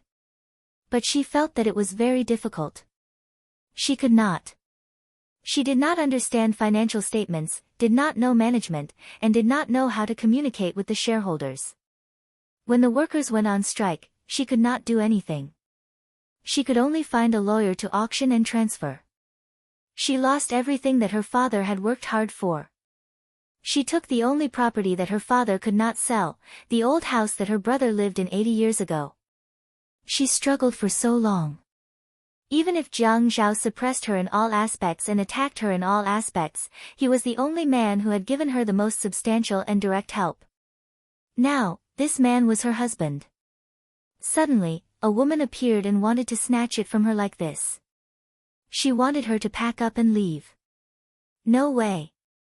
Ouyang Yan was a woman who had a deep understanding of people's hearts. She had faced many people. Communicating, digging, and finding clues were her strengths. Every look in Yi Er's eyes, whether the soles of her feet were on the ground, whether her breath was trembling when she spoke, whether her fists were clenched unnaturally, or whether her tone was weak and she was trying to hide her emotions. Nothing could escape her eyes. Why? Because I've been with him for more than 10 years. Because when I wasn't by his side, those things in the apartment in the north of the city were still things that I bought for him. The clock on the wall, the sofa at home, the tie in the wardrobe. Based on the fact that Seng Tingting learned how to please Jiang Zhao like me, based on the fact that Ouyang Yan's tone was unhurried, and the speed of her speech was getting slower and slower. She followed Yi Er's eyes and did not relax at all. Based on the fact that even if he married you, he would still be with me. It was one thing for Yi Er to know that Jiang Zhao had someone in his heart, but it was another thing for a mistress to openly provoke him like this. She was thinking, what would happen if Ouyang Yan went out to greet the guests with the fingerprints on her face? Would she cry and complain about how she was beaten up? Would she run to Jiang Zhao to take advantage of him? The key was Grandpa. It seemed like Grandpa was very satisfied with Ouyang Yan. There were many people who were against this marriage, especially the Qin family. If she slapped her, she would definitely hit the muzzle of a gun. She was afraid that she would not be able to bear the consequences. Attention, Songshu 566. Chapter 495. Yi Er felt that Ouyang Yan was a shrewd woman. She knew that Jiang Zhao didn't like troublesome women, so she asked her to propose a divorce. By then, not only would Jiang Zhao's reputation be affected, but he would also think that she was insensible and fall into Ouyang Yan's arms. She wouldn't be so stupid. Yi Er waved her hands in front of her, but she was a hooligan. Ha, Ouyang Yan, you can't provoke me. If you have the ability, go find Jiang Zhao and ask him to propose a divorce. But let me tell you, I won't agree. I like to make a big deal out of things. You wretched mistress, bring it on. Ouyang Yan didn't expect any progress in this matter, but she felt that tonight's conversation wasn't in vain. She couldn't find anything useful from Jiang Zhao. Jiang Zhao's thoughts were too deep, and his eyes were too sharp. She couldn't find any weakness in his speech and behavior, so she couldn't figure him out. But this Yunyi was only 19 years old. It was impossible for her to be as experienced as Jiang Zhao. It seemed that the relationship between the two of them wasn't very good. She still had a chance. Yunyi, don't be so smug. Anyway, the person Jiang Zhao loves is me. I have all the time to wait. But I think you should go and see your father. The engagement is such a good thing. How can you not inform him? Although visiting takes time, I have some connections. I can lend you a back door. Can you go and see him tomorrow? When Yi Er heard Ouyang Yan's high-spirited tone, she wanted to strangle her. Her father was suffering in prison, but this woman still talked so energetically in front of her. It wasn't that she didn't want to go and tell her father the good news, or go and see him. But she had just married Jiang Zhao. There were some requests that she didn't dare to make, and she didn't dare to make excessive requests in the Qin family. Ouyang Yan, this damned woman. No.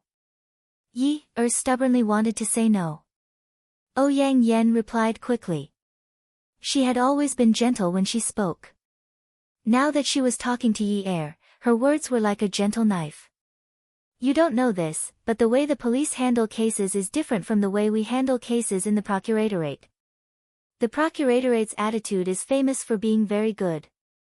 They ask questions, investigate, and are very patient.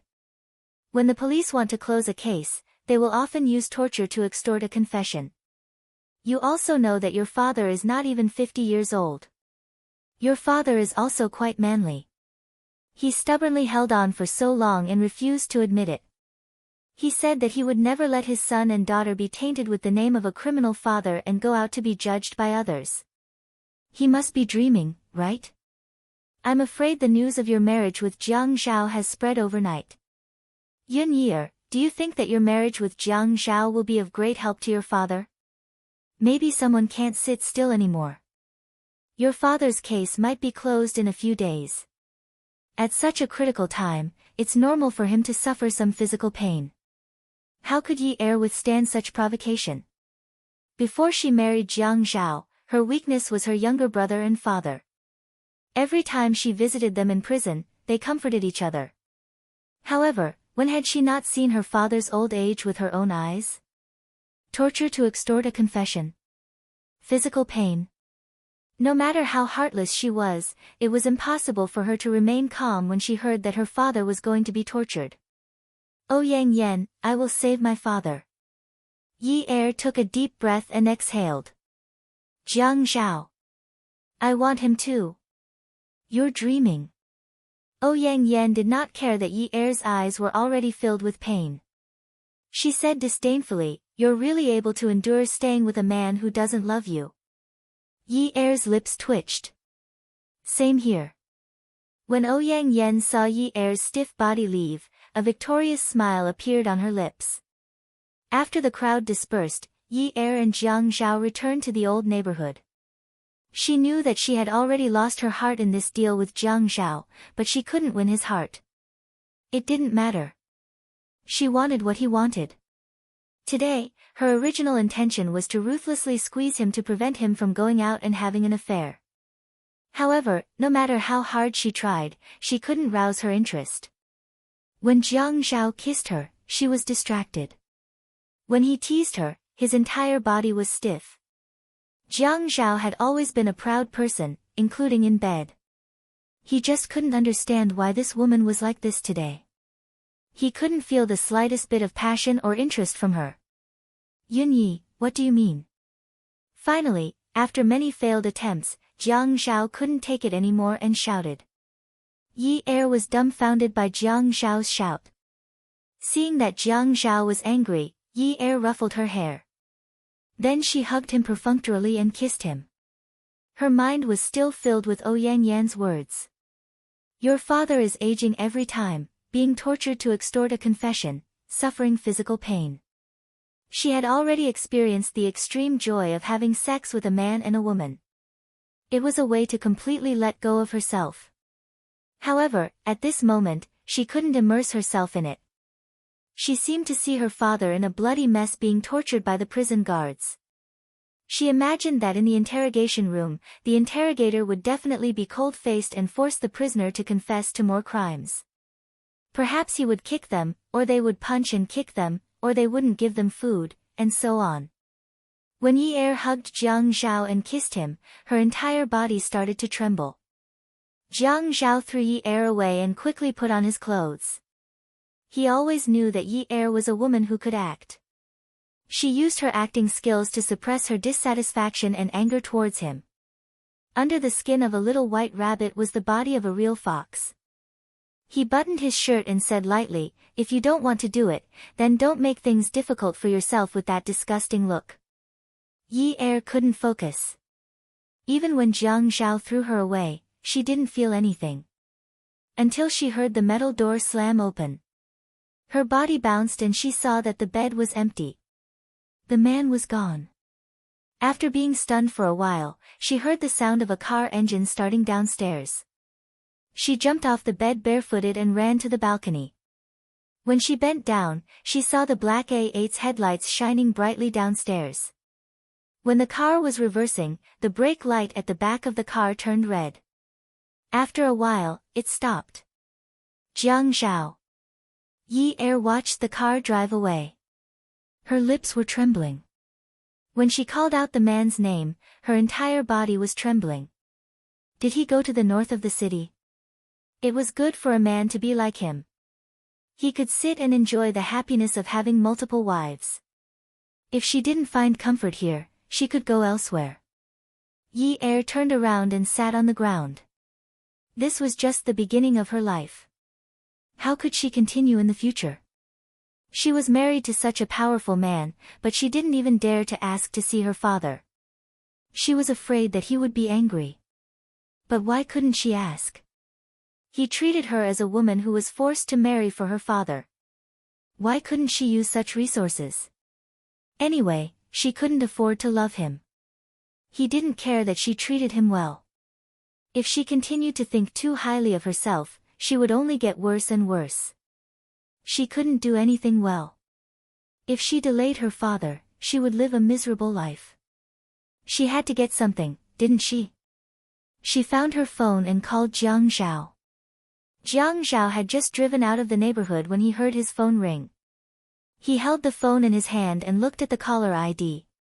He steadied his breath and finally let out a sigh of relief. He stopped the car by the side.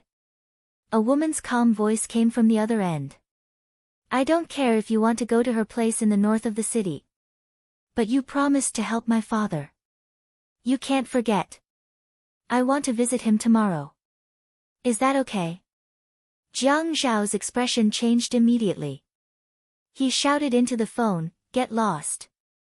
He threw the phone fiercely. It hit the glass of the front right door and bounced onto the front passenger seat. Jiang Zhao rubbed his temples. His head was hurting. When he left, she didn't react at all. He even waited for a while, waiting for her to tell him. Who exactly did she see tonight that made her look like a ghost? Min Zikai. He asked her, but she didn't answer. She just mumbled, as if she was admitting it. Now, she didn't ask him what he was doing, where he was going, or whether he was going back. She asked him to go to the north of the city. She didn't care where he was going. Even if he changed women every day, she wouldn't have the slightest reaction as a wife, right? Jiang Zhao drank a few glasses of wine with Zhuang Yichen at the Zhaojun Club. In Jiang Zhao's words, Zhuang Yichen could only be a friend. If he was an enemy, he had to torture him to death. He couldn't stop until he was dead. Otherwise, if he retaliated, it would be a devastating event. Zhuang Yichen clinked his glass with Jiang Zhao's. He teased, "Congratulations, Mr. Jiang.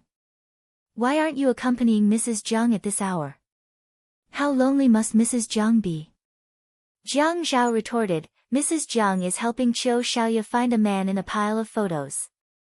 She said that she can't let her good sister be single. She must marry Qiu Xiaoya off as soon as possible. She's too busy." The corners of Zhuang Yichen's eyes twitched slightly. He smiled like a peach blossom. "If you ask me, Brother Zhao, you're a classic example of shooting yourself in the foot. You're a bad example. I can't help it. Xia Qian and Qiu Xiaoya are smart." Jiang Zhao smiled and put down the cup. He leaned back on the sofa and crossed his legs. His legs that were on the floor were tiptoeing, and his legs that were hanging on his knees were twirling like a big boss. "Qiu Xiaoya's brain is really good. How could Xia Qian and Yun Yi come up with such clever ideas? No wonder Kang Yiyun likes them. They're a good match. When I took Mrs. Jiang to choose a dress, I saw Kang Yiyun looking at Qiu Xiaoye with honey in her eyes. Ha! The peach blossom in Zhuang Yichen's eyes slowly disappeared. Let's get down to business. Jiang Zhao said straightforwardly, get involved in Yun Hongwei's matter first and drag it out from the side. We can't mess with the Qin family's connections now. Otherwise, the impact will be too great. I think someone will make a move on him in the next 2 days. Jiang Zhao and Zhuang Yichen were like this.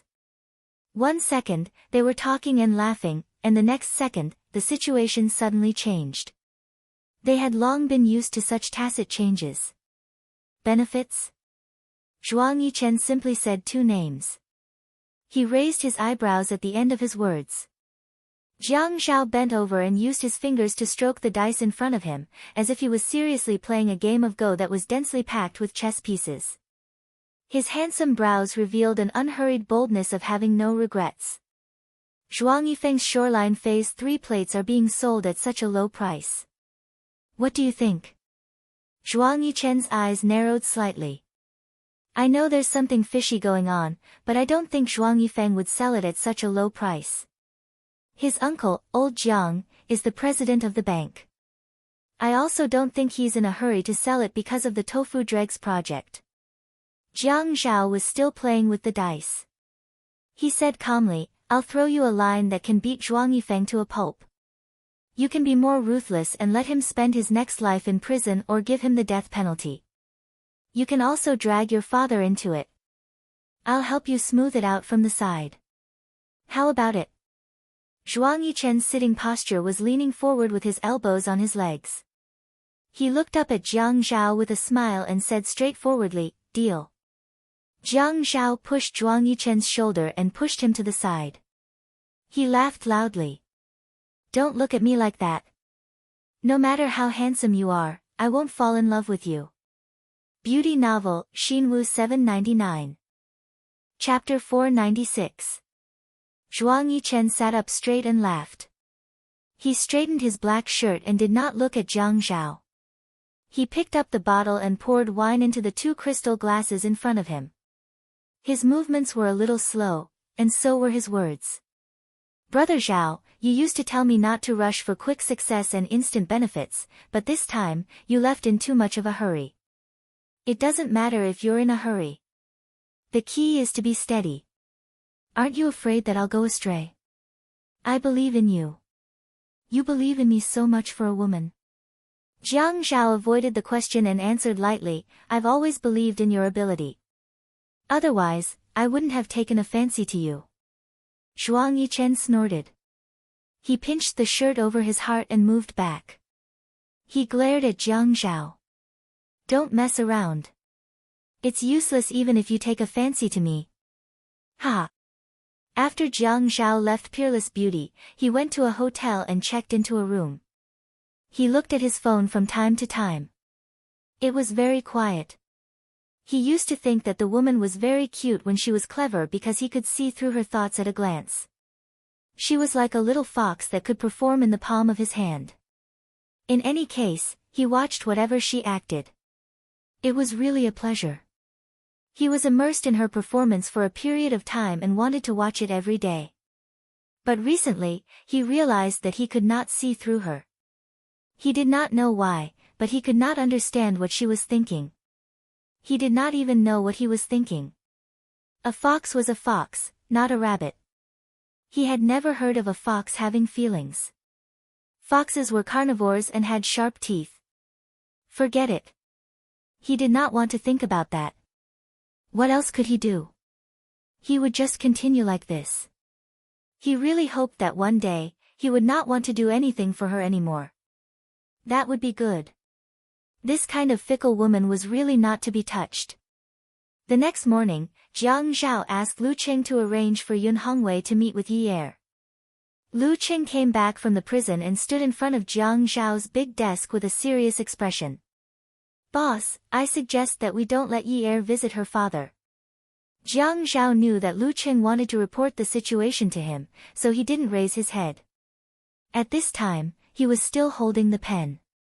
Hearing Lu Cheng's words, he looked up. His clothes were neat and tidy, and his facial features were resolute. There was a faint tiredness in his eyes, but at this time, he was in high spirits. Even his gaze was sharper. Oh.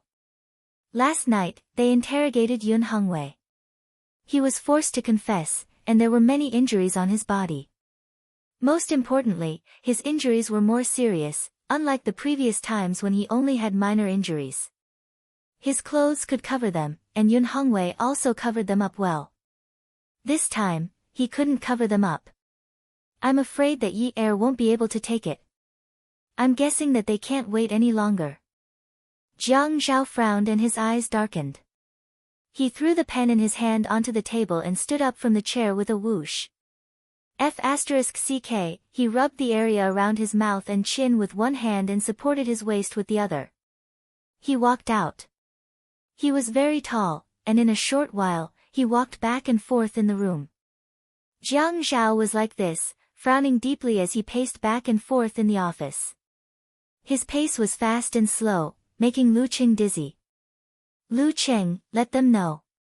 They can interrogate him, but I don't think they want to make a big deal out of this. Take care of yourself. Also, think of a way to get him out on medical parole as soon as possible. Lu Cheng nodded in agreement, then went out and closed the door. Jiang Zhao pondered over Lu Cheng's words. If Yi Er saw this, would she be able to take it? He knew that she had always been strong, and forcing a smile was her specialty. But it was better not to put on such an act. His phone rang. It was Yi Er. He thought for a while and picked it up. Hello. Did you sleep well last night? Yi Er's voice was a little hoarse. Pretty good.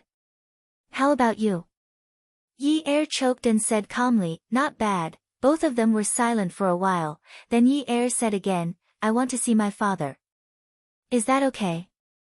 Wait for my arrangements, Jiang Zhao said. Yi Er sat on the bed and reached out to touch the water stains on her face. How long will it take? Very soon. After hanging up the phone, Yi Er was still sitting on the bed.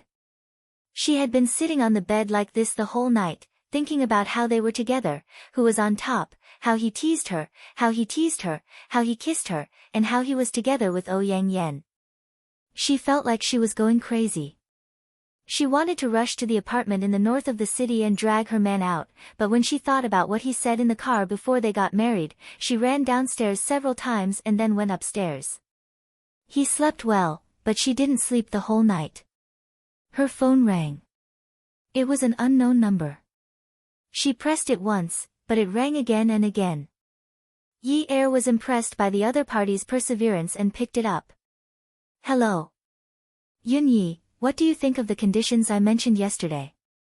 Yang Yan, are you very proud? It's only been one night, and you're already so proud. I won't give him to you. Dream on. You're destined to be a mistress for the rest of your life. Yi Er's voice was trembling fiercely. She wondered how her enemy could be so powerful. She wasn't even 20 years old, but they had arranged such a scheming female supporting character for her. She felt that she couldn't win against her and was about to be reduced to cannon fodder. Yang Yan was stunned for a while, then suddenly laughed and said very alertly, there's no other way. Let's not talk about him. Let's talk about your father. Do you want me to help you? No. Yang Yan's voice was light. Is that so? Yun Hongwei was forced to confess last night. Do you want to go and see him today? His whole body is injured and there's blood everywhere. The most serious injuries are on his back and abdomen, and there are large gashes. He's really a man. I don't know how many more days this man, who's almost 50 years old, can struggle. Just like that, Yi Er listened to a woman describe her father's sufferings in an extremely contemptuous manner. She felt like she was being split open, as if someone had used a rusty blunt sword to stab her from the forehead. Her entire body was being cut open slowly, like a seesaw. It was so painful that she wanted someone to give her a quick death. It would be better than struggling like this. She finally shouted at Yang Yen, Yang Yen. You stinky woman who won't die a good death. The one who won't die a good death now isn't me. Yin Yi, you're just. Yi Er hung up the phone and slammed onto the bed. Then, he weakly collapsed onto the bed. No wonder immortals couldn't fall in love. The general idea was that it would affect their cultivation. Immortals were so powerful that they could torment mortals in any way they wanted. They were emotionless and had no desires, so their magic power was boundless. Look at her. She wanted to save her father, but she couldn't harden her heart to force Jiang Zhao into a corner and make him give in. She was forced into a dead end. She didn't want to give Jiang Zhao to her love rival, but she didn't have the ability to ignore her love rival's threat. Jiang Zhao asked her to wait, but Yang Yen said that he could arrange for her to meet him today. Yi Er tugged at her hair, tugged hard, and then slapped herself. Today was Friday. She was going to pick up her brother, but she felt like she was going to die. She couldn't get out of bed and didn't even have the strength to get up. 10 kfm. She needs to get out of bed and pick up her phone to call Zheng Ling or someone else to pick up Si Jie. She got out of bed and thought of something. If the mayor's secretary knew that the mayor's wife was not feeling well, would he tell the mayor about it? She called Lu Qing. Lu Qing, can you help me pick up Si Jie in the afternoon? Zheng Ling should be very busy at the studio. It should be easier for you to slip away. When Lu Qing picked up the phone, he was standing in front of Jiang Zhao and told Jiang Zhao that it was Yi Er. He looked at Jiang Zhao and laughed. Are you asking my boss to deduct my salary? I'm not feeling well. I'm worried that I have low blood sugar. I feel dizzy when I get out of bed. I want to go to the hospital, but I'm afraid I can't pick up Si Jie in time. As soon as Yi Er finished speaking, Lu Cheng's phone was taken away by Jiang Zhao. Jiang Zhao's expression was not good. He was about to say something, but when he saw Lu Cheng beside him, he swallowed his words and said coldly, "Stay at home and don't go anywhere." Jiang Zhao sped all the way to Yi Er's neighborhood. Since when did this woman have low blood sugar? She even feels dizzy and needs to be hospitalized. The first time Jiang Zhao moved in, he had taken the spare keys from Yi Er's drawer. When he entered the bedroom, he saw Yi Er curled up on the bed. Her hair was messy, and her face was pale. He was so angry that he wanted to give her a tight slap. But when he wanted to slap her, he kneeled on the bed and carried her in his arms. You didn't eat? Yi Er's lips were dry and cracked. She snuggled into his arms and said weakly, I'm so dizzy that I don't have the strength to get out of bed. When she smelled Jiang Zhao's scent, it was as if she had eaten mustard. Her eyes were about to open. She hugged his waist and tugged at his clothes. Ah Zhao, I miss my father. I miss my father. I dreamed that he was having a hard time. Jiang Zhao felt his heart soften again. He couldn't harden his heart after being tortured by this woman. I'm thinking of a way. Don't worry. He knew that this was a bit far-fetched. He felt like a jerk to tell a woman who had been running around for her father for almost 2 years not to worry. But in her current state, if she saw her father being tortured, would she break down? Ah Zhao, let's have dinner with Si Jie tonight. Yi Er hugged Jiang Zhao tighter. She thought about Yang Yan's words and sometimes even gritted her teeth. We're engaged. He's still in school. He won't make it in time, I know. I'll go pick him up later, okay? Okay. Yi Er paused and added, let's go together. I might have fainted from hunger. Lie down for a while. I'll go downstairs to pack a wonton for you. Eat something and I'll take you to the hospital. We can't drag it out if you're not feeling well. Yi Er hugged Jiang Zhao and refused to let go. She bit the man's shirt and sobbed, Ah Zhao, I'm sorry for last night. I missed my father. I didn't mean to provoke you. Don't be angry with me, okay? Jiang Zhao took a deep breath. He hugged Yi Er's head and pressed it against his chest. Actually, it was good. They still had her father. They could be connected like this. At least she would continue acting with him for her father's sake. Last night, he had been thinking about why she didn't call to ask about it. Or why she didn't catch the traitor like other women and have a big fight like a shrew. That way, she could at least prove that she cared about him even a little bit. She didn't greet him even when the sun rose. Lu Qing said that Yun Hongwei was injured. He was afraid that she would be upset. Looking at her now, he was even more certain that he couldn't let her know. He would tell her after he was released for medical treatment and his injuries were better. She wasn't feeling well and had asked Lu Qing to pick her brother up. She didn't tell him that her role was to help her father. Forget it. He couldn't be bothered. Who asked him to rush over as soon as he heard that she was suffering from low blood sugar and couldn't get out of bed? She was his nemesis. She had jinxed him to death. Welfare, Hengcha 866. Chapter 497. He decided to put Yi Er on his lap so that her head could rest on his shoulder. He took 2 pieces of tissue from the bedside table to wipe her tears and patted her back to comfort her. Okay, be good. Don't cry anymore. You're crying so hard. Do you have a faucet in your eyes? Let's take Si Jia out to buy some presents tonight. Our wedding is such a big event and we didn't get him anything. He should have gotten us something. Don't get it wrong. You're so naughty. You're so calculative with your own brother. Ah Zhao, why don't you sleep here tonight?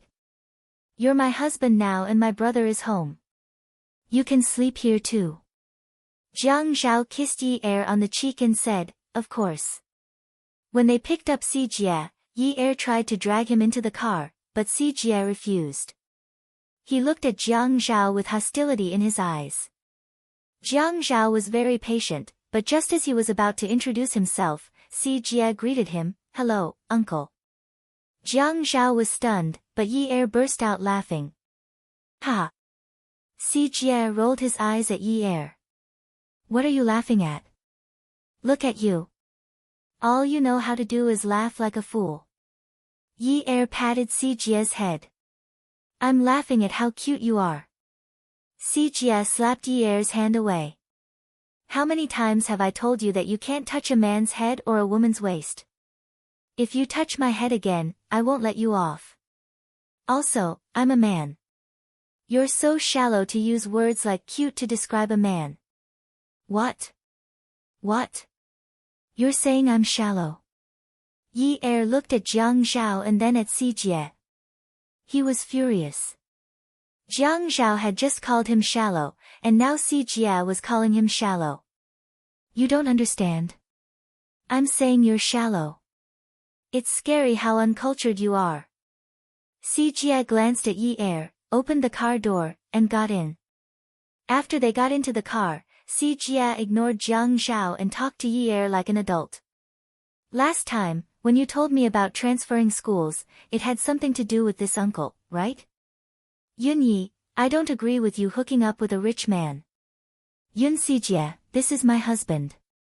We've registered our marriage, so you have to call him brother-in-law in the future. Yi Er was a little angry, so she raised her voice a little. She usually didn't care about Si Jia's impudence. She only thought that this boy was a little black-bellied, but at this time, if he continued to speak like this, she felt that he would hurt Jiang Zhao. Stop! Si Jia slapped the back of Jiang Zhao's seat. Jiang Zhao slammed on the brakes, followed by a series of honks from behind the car. Si Jia opened the car door and got out. Yi Er quickly chased after him. Jiang Zhao stopped the car by the side and also chased after him. Yi Er caught up with Si Jia and hugged him tightly. Si Jia struggled to hit Yi Er, but he only hit his shoulder and not his face. He cried loudly, how can you be like this?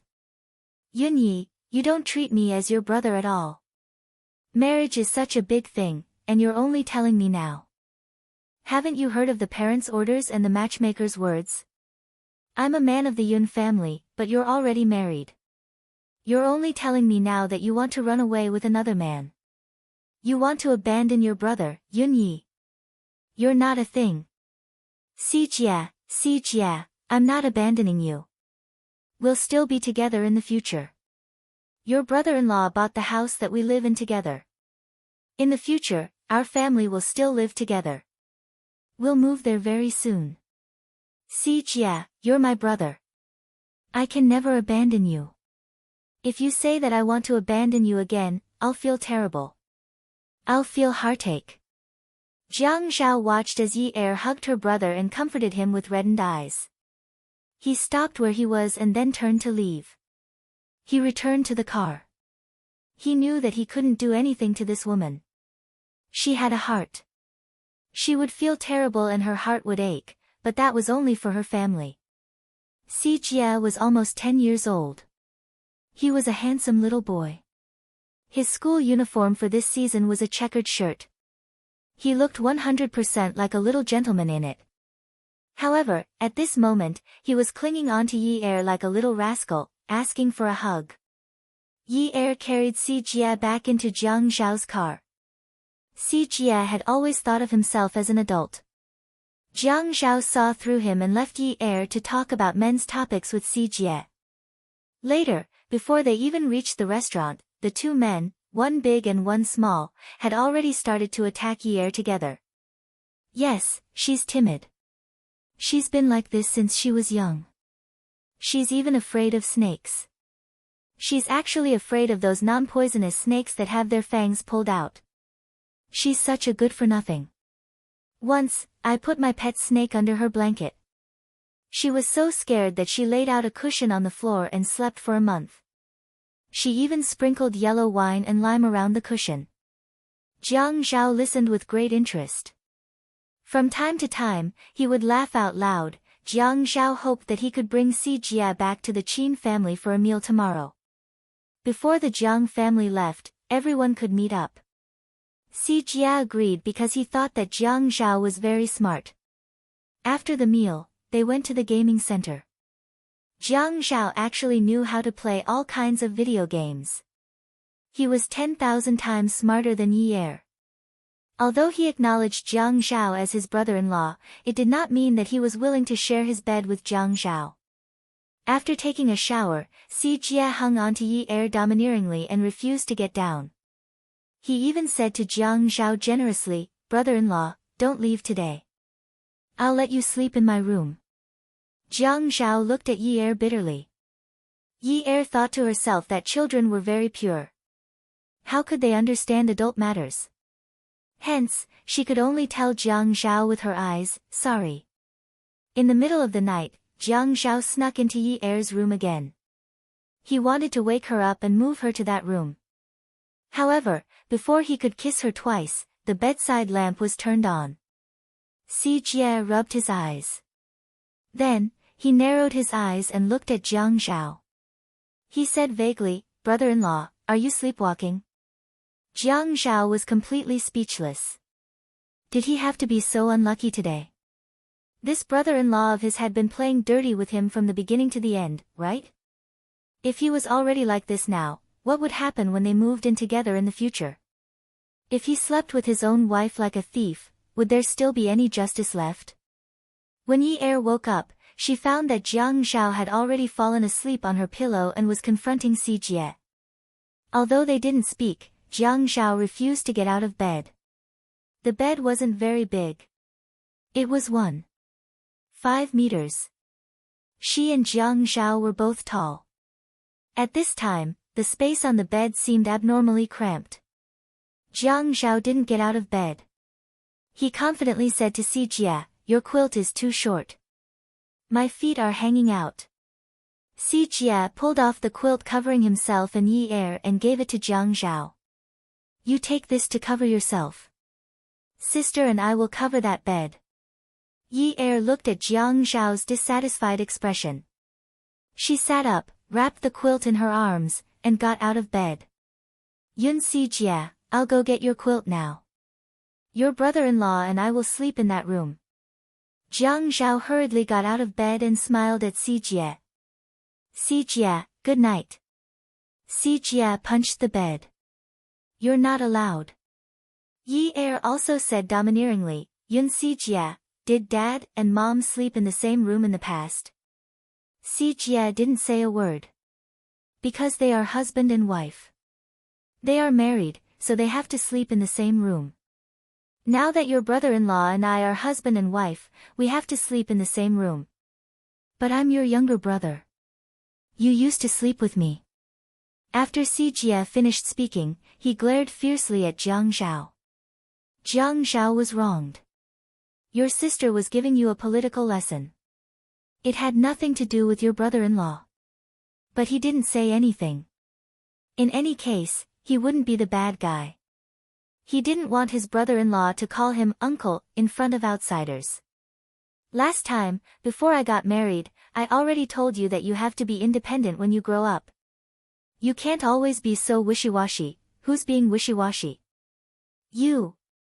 I've asked. Other boys sleep in separate rooms and beds from adults at the age of 6. Only you can't stop drinking milk. You're like a child, and you always talk like an adult. You're just a child. You don't even dare to sleep alone. Yun Yi. In the future, even if you want to sleep with me, I won't sleep with you. Si Jia jumped off the bed and ran to his room with a bang. Seeing that Si Jia had left, Jiang Zhao immediately pressed Yi Er onto the bed. However, Yi Er pushed Jiang Zhao away and went to Si Jia's room. She was still a little worried, so she opened Si Jia's door and deliberately softened her heart. Si Jia, I'm sorry. Sister spoke too harshly just now. You should sleep with me. When I was young, I was also afraid of toothless snakes. Although I'm not afraid now that I've grown up, you're still a child after all. Who's afraid? Who's afraid? You're spouting nonsense. Yun Yi, if you don't go back to your room, I'm going to chase you away with a stick. Don't be so fierce. You make it sound like you're more powerful than Iron Man. Don't you know how to be gentler to women? Although Si Jia was also scheming, he couldn't bring himself to let his sister think that he was a wishy-washy, timid, and scared. These words had nothing to do with him. He was an indomitable man. Hence, he rolled his eyes at Yi Er. Humph. He covered his head and went to sleep. Yi Er was finally relieved. When she returned to her room, Jiang Zhao hugged her and kissed her fiercely. Honey. He bit the woman's neck and pulled off her pajamas. Be gentler. Yi Er slapped the man's chest. This man's bite hurt her neck. Jiang Zhao was finally going to have sex. He was feeling proud and didn't know the severity of the situation. He couldn't wait to put himself in her. You should be the one who should be gentler. It wasn't until Jiang Zhao squeezed in that Yi Er understood what he meant. In the end, she could only kiss him to muffle her voice. The blanket covered their bodies. The two of them were sweaty from all the tossing. When they woke up the next morning, Jiang Zhao was still hugging Yi Er in his arms. It was Sunday and he wanted to hug his wife to sleep in. It wasn't a bad idea. He didn't mind whether this house was old or not. He had a bed, a wife, and he could sleep and make love. It was quite good. Because Si Jia was chased to another room to sleep, he naturally thought that Jiang Zhao was the culprit. Hence, he didn't give him a good look. Jiang Zhao thought to himself, brother-in-law, why do you hate me? It's your sister who likes her husband too much and wants to sleep with him. I didn't chase you away. I didn't even say a word. Who asked your sister's husband to be tall, handsome, and comfortable? Yi Er took Si Jia to the amusement park. She saw Jiang Zhao wearing casual clothes and taking a 9-year-old boy everywhere to buy tickets. When they played those games that made people scream, he became even more handsome. After all, Si Jia was a child. Once he played, he was full of energy and wouldn't stop playing. After playing for a whole day, he returned home, took a shower, and fell asleep in a short while. Yi Er covered Si Jia with the blanket and returned to her room. Jiang Zhao was reading the news on his phone. Yi Er sat beside him and waited for him to finish reading. Jiang Zhao knew that Yi Er was here, so he closed the web page and threw his phone aside. Yi Er took the opportunity to hug Jiang Zhao's neck. "Hubby, what do you think of me?" "Yes. What's good about you?" Attention, Songshu 566. Chapter 498. Here is good, here is good, here is good. Jiang Zhao giggled as he kissed Yi Er's lips, breasts, and even touched her butt. "Can't you be more serious?" Just as he removed Yi Er's clothes, his phone rang. Seeing that it was Zhuang Yichen, Jiang Zhao cursed in his heart, but he still stopped what he was doing. Zhuang Yichen was not the kind of person who would call him for no reason. If he wanted to have a gathering, he would usually tell him in advance. They did not have any impromptu gatherings. The phone slid open. "Hello." Zhuang Yichen chuckled. "Did I interrupt your good time?" "Yes, I did. Why don't you call again tomorrow?" "It's okay. I'll talk about my business. You can continue." Zhuang Yichen laughed as he spoke. Jiang Zhao was not in the mood to laugh. He turned over and laid down beside Yi Er, but his hand was still on Yi Er's body. "What's the matter? Tell me." Yi Er could not stand Jiang Zhao's touch. She cursed in her heart. They were still talking about business. Why couldn't he just talk about it properly? But whenever she moved, Jiang Zhao's hands would chase after her. "Get off the bed and find a quiet place to close the door." "I have something to tell you," Zhuang Yichen said seriously. Jiang Zhao immediately stopped and got off the bed. Then he covered Yi Er with the blanket and gestured for Yi Er to sleep first. Yi Er saw that he looked serious and nodded. Yi Er had always pretended to be deaf and mute about Jiang Zhao's matters. She had never asked about it. Today, she wanted to ask about her father, but she did not know how to start. Yi Er was tormented by this matter. On Monday, Yi Er sent Si Jie to school. Then she and Jiang Zhao sent the Jiang family members away. It could be said that he had completed a major task. In the afternoon, she received another call from Ouyang Yan. "Don't use Jiang Zhao as a condition. Go and see your father. I've arranged the time for you." But when Yi Er arrived, the prisoner refused to visit. Yi Er felt uneasy. Ouyang Yan then led her to the surveillance room. Yi Er stood there in a daze. She shook her head in disbelief. Didn't they say that the surveillance cameras in the prison were always broken? Why did it have to be so clear? Yi Er's body trembled as if she was sifting chaff, while Ouyang Yan, who was by her side, would occasionally add in some emotional commentary. "Sigh, it's really tough. I wonder what will happen next." Less than a minute after entering the monitoring room, Yi Er ran out. She wanted to leave this place, leave this damned place. The person lying on the monitoring bed was not her father. Although her father was a little old, he would not lie there so weakly. He was still curled up and looked like it was difficult for him to even turn over. She could almost hear that person groaning because of the pain. That person was not her father. Her father's face was not that big. Her father was very handsome. Even if he was old, he was still very handsome. He would not be like that, with his facial features messed up. He would not look like a mess with bruises. She could not see clearly. That was not her father. Ouyang Yan caught up with Yi Er. He grabbed her wrist and pushed her against the rough cement wall outside. His voice was still soft. "Miss Yunda, what are you holding on for? I said that I would help you, but you refused. You are really unfilial. Jiang Zhao does not love you at all. Otherwise, with his ability, it would not be a problem to let your father live a peaceful life." What's the meaning of this? Yi Er knew that her eyes were wet. It was raining heavily. Ouyang Yan, you are so scheming to get Jiang Zhao, but you want to start with me. Don't you think it's funny? Ouyang Yan smiled indifferently. What's so funny? Jiang Zhao has never liked women who are not sensible. He hates women who cause trouble.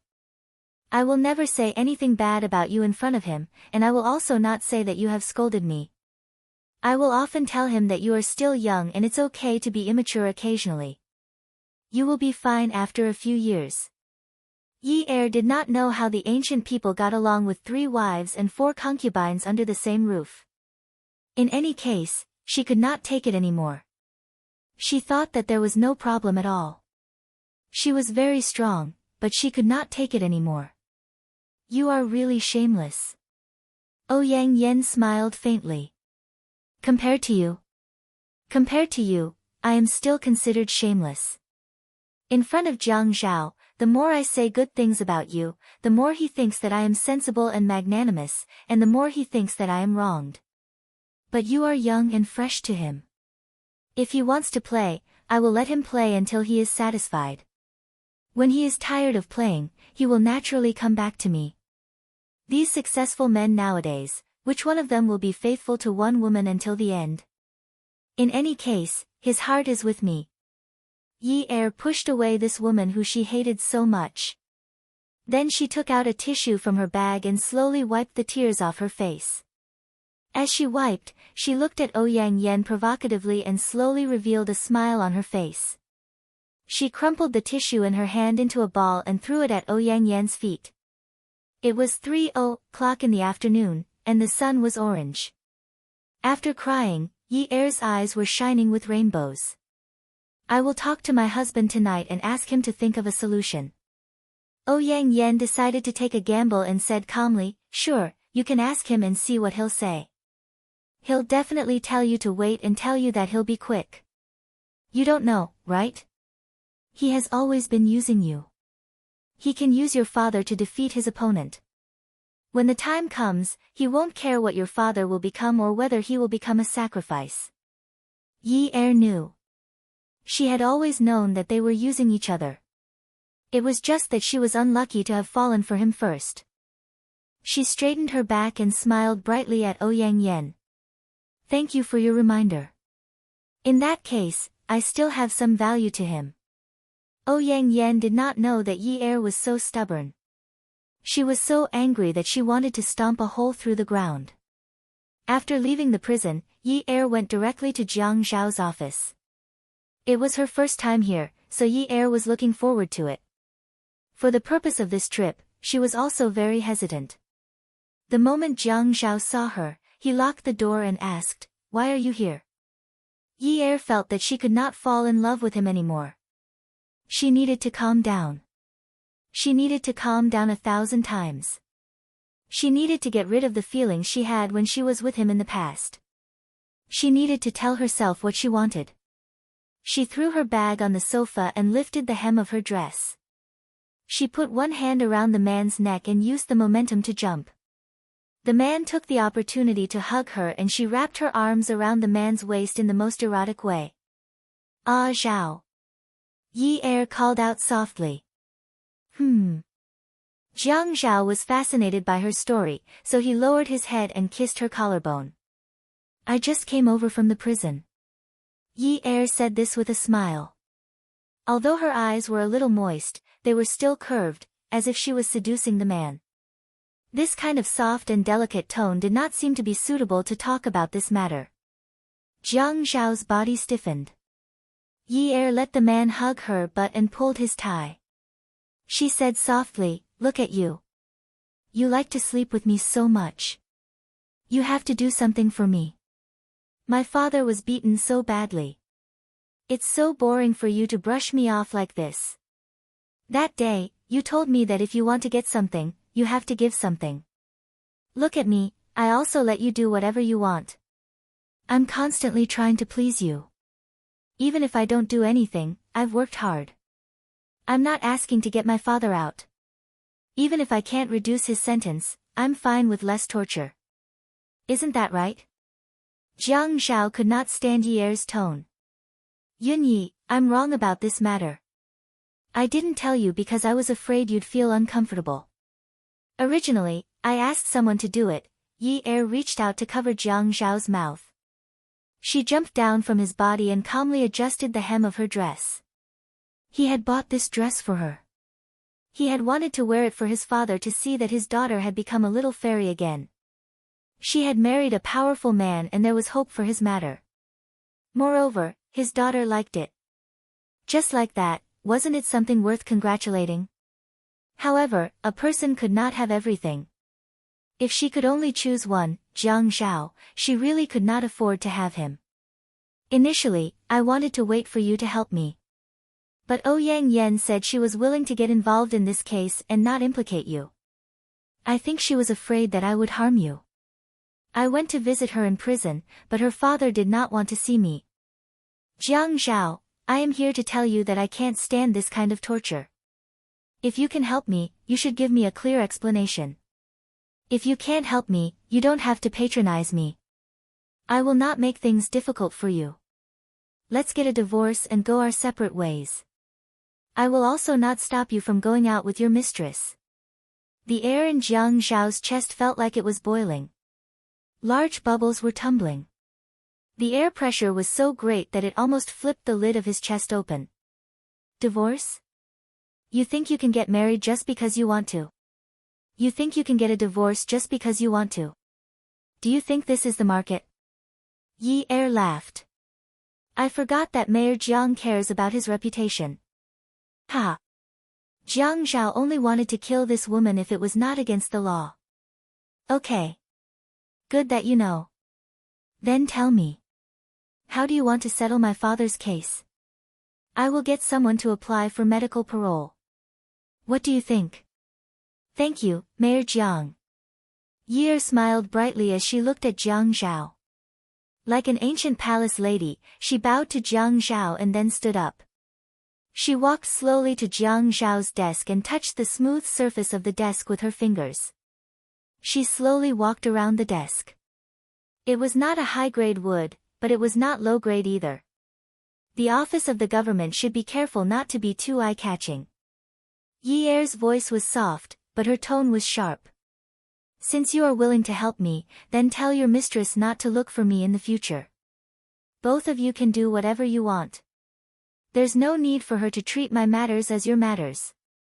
I am sleeping with you, and you are helping me. Both of us are equal. Why does she want to interfere? I am afraid I cannot repay her kindness. After all, I am not capable of sleeping with a woman. Yun Yi. Are you done talking? I am done.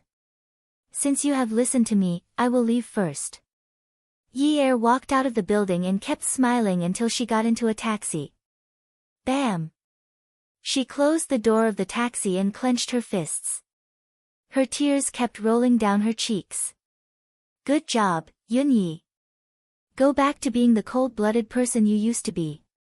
Otherwise, it will be too painful. Jiang Zhao calmly called Lu Qing over. How is the application for medical parole coming along? I am working on it. It should be done within these 2 days. Okay. You can leave now. Jiang Zhao called Ouyang Yan. Yun Yun, we need to talk about something. Ouyang Yan was panicking. She thought Yun Yi should have low self-esteem and would not say anything in front of Jiang Zhao. Could it be that Jiang Zhao knew about it? What do you want to talk about? You don't need to get involved in Yun Hongwei's case. Attention, Xinwu 799. Chapter 499. Second brother, I just want to help you. You can't let anything happen to you in your current position. I know. I'll be careful. Also, Yun Yun, I hope you won't look for your sister-in-law again. I'll treat today's matter as you being kind and don't want to pursue the matter. But Yun Yun, I've always done things appropriately. I think you should know very well that I don't need you to remind me of my next step. I have my own plans for when I'll let my wife meet my father-in-law. Yun Yun, sometimes, kindness may not be rewarded. Don't you understand? Ouyang Yan's hand trembled as he held the phone. I understand. Second brother, I didn't mean it. I'm hanging up, Jiang Zhao said coldly and hung up the phone. He let out a long sigh of relief. Good. He felt much more relaxed now that Yun Yi was like this. She should be like this. She could make use of her original appearance. As a man, if he still had feelings for her all day long, he would be too much of a jerk. Divorce? These two words came out of her mouth easily. It was impossible for him to get a divorce. He could get a divorce if he wanted, but he had to wait until the day he saw her and the pain in his heart disappeared. Only then could he get a divorce. He hadn't escaped unscathed yet, so she should die with him. She wanted to leave. She wanted to leave him here alone. He, Jiang Zhao, had never been an easy person to get along with. Jiang Zhao acted as if nothing had happened and called Yi Er. "I'm going home for dinner tonight. Cook for me." He hung up the phone. Yi Er received the order. "Okay, cook for him." After dinner, Jiang Zhao deliberately didn't spend the night at Yi Er's house. He had to keep a distance from this woman. She was obviously poisonous. He wouldn't be stupid enough to touch her again. He kept reminding himself that he was a man with strong self-control. It was only a woman, so it was inevitable that he would be moved. At this age, it wasn't the first time he had been moved. Everything would pass. He also told himself that this period of time was just a little tough, but it would be fine after a while. Yi Er was the same as before. He started his own life and no longer paid attention to Jiang Zhao. Whatever Jiang Zhao wanted to do, whatever he told her to do, she would cooperate. She would act coquettishly and cutely just like before. He tried his best not to change their lives during the process. Jiang Zhao was the same as before their marriage. He treated her coldly from time to time. If he could hurt her, he would never comfort her. If he could take revenge, he would never coax her. Yi Er wanted to empty herself out, so she arranged a lot of activities for herself and looked for friends. Because she was a little afraid of Zhengling's mother, she didn't go to Zhengling's place. In the large workshop on the second floor, Qiu Xiaoye stood in front of the workbench. She fixed the three-dimensional cut with a pearl needle and used a pen to draw a line on the fabric. When Xiaoye was working, she was very serious and focused. It was impossible to associate her with the woman who usually spoke without thinking. Yi Er slapped Xiaoye's shoulder hard. Xiaoye was still holding a colorful pearl needle. When she turned around, she almost stabbed Yi Er. "Are you crazy? Are you a ghost? Or did you die last night and crawl out of the grave to scare me? Hey, is there anyone who curses like you? Look at your pale face. Did you take too many birth control pills?" Yi Er made a pft sound. "Qiu Xiaoye, can you not be like this? Can't your words match your appearance?" Qiu Xiaoye said, "Oh, I'm sorry. I was wrong. But you shouldn't take birth control pills. It affects your skin and your endocrine system." Yi Er touched his face. He kind of believed Xiaoye's words. "Don't tell me you don't want to take them." Xiaoye took off the wrist pillow on her wrist and inserted some unused pearl needles into it. Finally, she threw the needles into the tool tray. She picked up the glass of water on the table and took a big gulp. "I'll take them. What if I get pregnant if I don't take them? What if the man doesn't want them after giving birth? Then why is your skin so good? Is my skin really that yellow? Yeah. You don't look too good recently. I recommend a birth control pill for you. My friend in the hospital has it. All the female doctors and nurses in the hospital take this. Wait a minute, I'll get it for you." Yi Er was speechless. "Qiu Xiaoye, can you not be so bold? You actually brought birth control pills to the office. Are you ready to do bad things at any time? This is for after the event. Anyway, I have to come to work after the event. It's convenient to leave it in the office. I have a bottle at home too, in case I forget." As Xiaoye said this, she had already passed the bottle to Yi Er. Then she turned around to take a disposable cup and prepared to pour Yi Er some water. Yi Er looked at the bottle. "You gave it to me. What about you? I can get it from my friend anytime. It's very convenient. Besides, I have some at home." Qiu Xiaoya put the cup to the water dispenser and asked, "Do you want to drink hot, cold, or warm?" Yi Er looked at the man beside him. He crossed his arms and looked coldly at Xiaoya, who was pouring water for him. He didn't dare to say anything. If Jiang Zhao wasn't around, who would subdue this stinky man? "Hey! I'm asking you," Xiaoya said loudly in dissatisfaction. Then she turned around and saw Zhuang Yichen standing there calmly. He pretended not to see him and said to Yi Er, "I'm asking you what kind of water temperature is suitable." Zhuang Yichen looked at Yi Er and pursed his lips into a smile. "I think Mrs. Jiang doesn't like the water here and wants to go home to drink her own water." Yi Er held the birth control pills and nodded at Xiaoya. "Okay, I'm not used to drinking them. I'll go back first." "Hey, Yun Yi Er." Yi Er couldn't care less. Even Jiang Zhao said that they were a couple. What was she standing there for?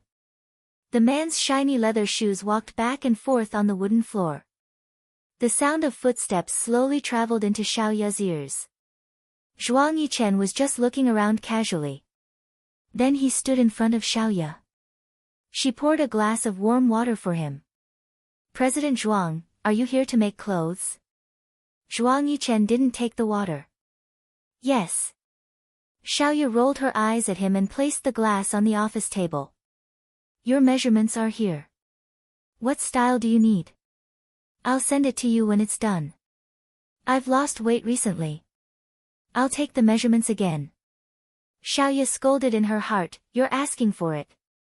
She took a soft tape measure and measured the width of the back, the length of the shirt, the length of the sleeves, the length of the sleeves and the collar. Then she wrapped the tape measure around the man's neck and stuck a finger in. The man's Adam's apple bobbed a few times when her finger slid in. Xiaoya wasn't as tall as Yi Er. Standing on her tiptoes in front of Zhuang Yichen, she felt uncomfortable. She would change into flat shoes the moment she arrived at work. The difference in height was huge. "President Zhuang, wait. I'll go put on my high heels." However, the man grabbed her waist and teased, "Why are you wearing high heels? To make it easier for you to kiss me?" Xiaoya didn't resist. "Ha, President Zhuang, you really know how to joke. How many men do I have to kiss in a day like this?" Miss Chiu always keeps the morning after pill in her office. She's really meticulous. Zhuang Yichen pursed his lips. He pinched Xiaoya's waist and lifted her up, allowing her to lean against him. Of course. Women have to learn to protect themselves. Other than young Master Kong, who else does Miss Chiu prepare the morning after pill for? It's none of your business. It's none of your business. Zhuang Yichen took 2 steps forward and pressed Xiaoya against the workbench that was filled with fabrics. He grabbed her chin and said in a deep voice, "Don't think that I'll let you do whatever you want." Xiaoya tried to pry Zhuang Yichen's hand away. Her chin hurt unbearably. "I have nothing to do with you anymore. I'm free to live my life however I want." "Oh, freedom is easy to write, but it's not easy to achieve. Let go of me." Zhuang Yichen slid his hand under Xiaoya's skirt. "The morning after pill is always kept in the office. I want to see if your skin will get better after you take it. Get lost." Zhuang Yichen bit Xiaoya's ear and panted heavily. "Little Demon Qiu, do you want to call Kang Yiyun and ask him to come over? I want to know if his eyes will still be filled with honey when he looks at you." Xiaoya was shocked out of her wits. She didn't know what he was talking about. "What nonsense are you talking about? Are you crazy? Protect him." "Hey, you pervert. I already said that it has nothing to do with you." "Ah. Get out of here." "I'll get out when I'm done. I'm not interested in satisfying you." "Bastard." Yi Er saw that it was almost time to get off work. She still had to go home and cook for Jiang Zhao. She had to serve him well. Professionalism was a must. The dishes on the table that night were all Jiang Zhao's favorites. They were light and there weren't many meat dishes. While Jiang Zhao was eating, he said to Yi Er, you're on parole for medical treatment. It'll be approved the day after tomorrow. However, they won't state the real cause of your injury.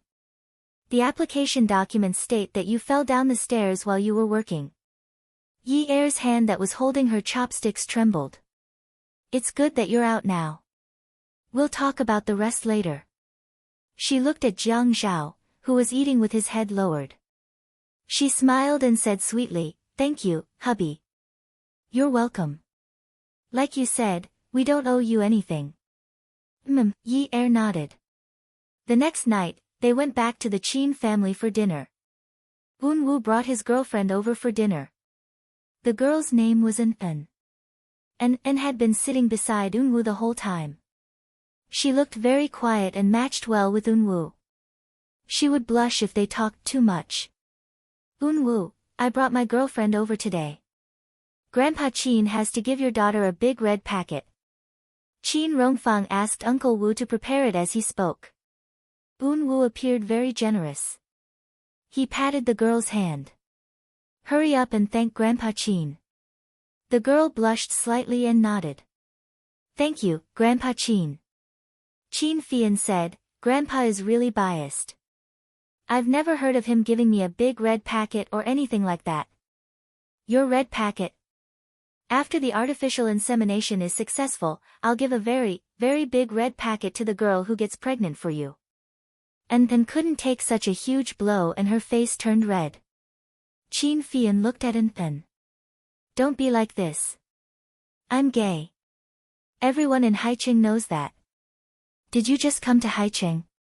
You're so surprised by such a small piece of news." An said, "I grew up with Wu in Japan." Yunwa's gaze shifted slightly from time to time and landed on the girl he liked sitting opposite him. Yi Er ate his food and was occasionally amused by Jiang Zhao. He looked away. He really didn't want to see such a scene. After dinner, Yi Er found Wu in the garden. "Wu." Yunwa's eyes were still as clear as a spring. He smiled warmly. "Yi Er. Ha, I didn't disturb you, did I?" Wu looked at An, who was standing beside him, and shook his head. "Of course not. Wu, I was wondering when you'd like to take the painting back." Yi Er felt that it wasn't good to leave his nude painting with others. Moreover, when he drew it, he wanted to keep it as a memento. What kind of memento would it be if he didn't take it back? Come and take a look. Xinwu 799. Chapter 500. Sure, give me your phone number. I'll send it to you another day. Wu was about to take out his phone to write down the number when he saw Jiang Zhao walking over. He pulled An over and said to Yi Er, An isn't familiar with Haicheng. Why don't you go shopping together often? And can also buy some things she likes. I don't want to go shopping with a girl. And seemed very interested too. Sure. I was just about to go. Wu said that it's better to read than to go shopping. Who knows how fun shopping is? Isn't that right, sister-in-law? Jiang Zhao walked over to Yi Er and patted Yi Er's shoulder. You guys have company now. It's good to go out and have fun often. Wu looked at Jiang Zhao and said helplessly, girls like to do that kind of thing. When it comes to shopping, they're more excited than anything else. I feel like we're going to the execution ground. Jiang Zhao laughed and said, there's a difference between men and women. Jiang Zhao received a call from Zhuang Yichen. He said concisely, I'll wait for you at Zhaojun. I'll tell you in person. Yi Er asked, what's the matter? Jiang Zhao lifted his wrist and reached out to pull up his sleeves. He looked at the time and said, I'll get Uncle Wu to send you back later. I have something urgent to attend to, so I'll leave first. Wu stopped Jiang Zhao. There's no need to trouble Uncle Wu. I'll send sister-in-law off on my way back later. Thank you, Wu. You're too polite. After Jiang Zhao left, Wu suggested that he visit another day. Yi Er hitched a ride. She and An sat in the back while Wu sat in the front passenger seat. Yi Er felt that An was not very gentle. When she smiled, she could also be very happy. Eunwoo looked at Yi Er from the rearview mirror and could not help but be moved. She turned around and said to Yi Er's nose is a little dirty. Help her wipe it. Then glanced at Eunwoo and took out a neatly folded handkerchief from her bag. Sister-in-law, come, I'll wipe the dirt off the tip of your nose for you. Yi Er reached out and touched it. Am I that careless? Do it yourself. It's fine, it's fine. Then insisted on helping Yi Er. Yi Er wondered what was on the tip of his nose that and needed to wipe it for so long.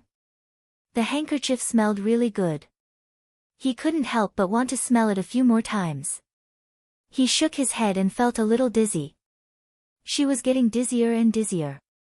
She looked at Eunwoo, who had turned around to look at her. Eunwoo's face was filled with circles. It was as if a stone had been thrown into a pond. The circles kept spreading outwards. Jiang Zhao rushed over to Peerless Beauty. He guessed that something important must have happened. He directly pressed the elevator button from the underground garage and went up to Zhao Jun. When he stepped out of the elevator, he saw Zhuang Yichen shaking the dice alone. Zhao Jun was different from other private rooms. There was no strange smell. There was no need to use air fresheners to cover up the smell of cigarettes, alcohol, or vomit. The lights were also brighter. Jiang Zhao sat down. Zhuang Yichen sat up straight. You asked me to investigate the Lei family that disappeared 12 years ago. Yes. Jiang Zhao listened carefully. At that time, only 2 people survived. One was Lei Zhentian, and the other was his 8-year-old grandson. Jiang Zhao glanced at Zhuang Yichen and motioned for him to continue. Zhuang Yichen continued, you don't know this, but his grandson killed 13 people when he was just 8 years old. What's even more unbelievable is that this 8-year-old boy's marksmanship was extremely accurate. Later on, the boy was shot and his heart was damaged.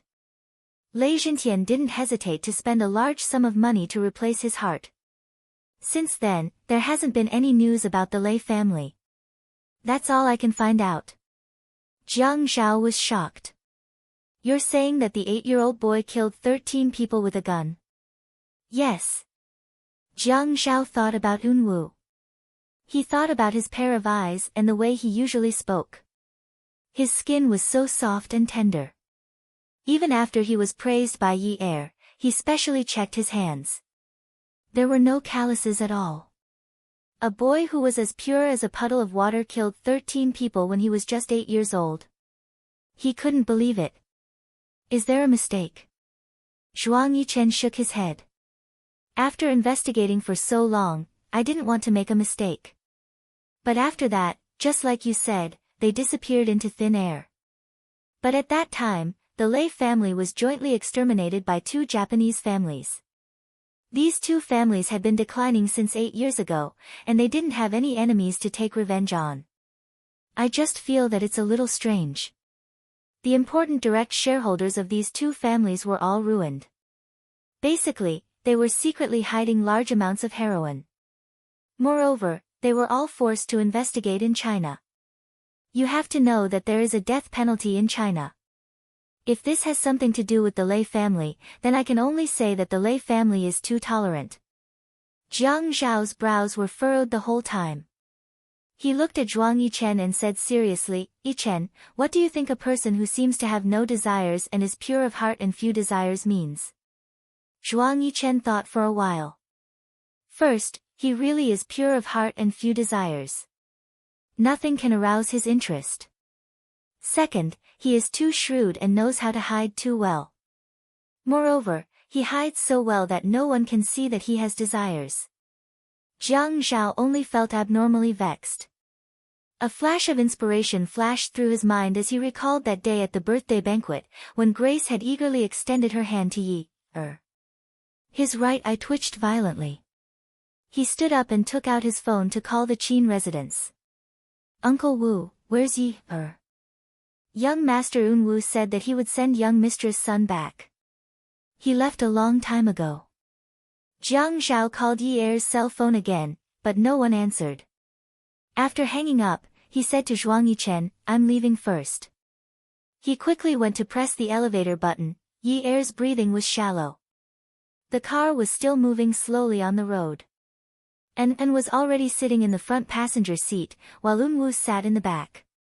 The partition in the middle was pulled up, and the back seat became a private space. Yi Er's head rested on Yunwoo's lap, and the boy's soft fingers slowly stroked her face. Unwoo had never been so close to Yi Er before. He couldn't help but lay her down flat and bend her slender legs. When he bent her legs, her skirt slid from her knees to her thighs, revealing her sexy underwear. He watched as her eyes were closed, and the two small brushes on her eyes didn't move. He planted a kiss on her eyes. As if he couldn't help it, he kissed her forehead, the tip of her nose, and her cherry lips. He squatted in front of her and looked at her sleeping face. He looked at her lips that were still stained with his saliva and shone with an alluring luster. He stretched out his fingers and pressed them gently. They were very soft. He wondered what her mouth tasted like. He really wanted to know. Hence, he stuck his tongue into her mouth and tasted it. Men were naturally familiar with everything related to sex. Even though he had never kissed anyone before, he quickly went from being unfamiliar with it to taking a deep breath. He wouldn't let her lips escape from his mouth again. This was empty space. The car drove steadily, but he felt more and more uneven. Her chest was rising and falling, and her long and fair legs were exposed. He put his hand under her neck and held the back of her head. He kissed her again, and when he let go, his forehead was covered in sweat. His voice was slightly trembling, but it was still cold. Go to Hyatt. The driver in front of the partition said mechanically, Yes, young master. Jiang Zhao was still calling Yi Er's phone. He didn't know Yunwoo's phone number, and calling the Shi family at this time to ask would be making a mountain out of a molehill. Jiang Zhao's feet were on the brakes. He didn't know why, but he was inexplicably nervous. It was as if he was walking into a dark forest and a monster would jump out at any time. It made him nervous. The car drove to Yi Er's neighborhood. He pulled out the car key, got out, slammed the door, and looked up. There was no light on the 6th floor. His legs were very long, and he could climb 3 stairs in one big step. He ran up to the 6th floor in a few steps. He knocked on the door. He took out the key and turned the lock. He turned on the lights and shouted, Yunyi, Yunyi. No one answered him. He immediately closed the door and jumped down the stairs. The car key was still in his hand.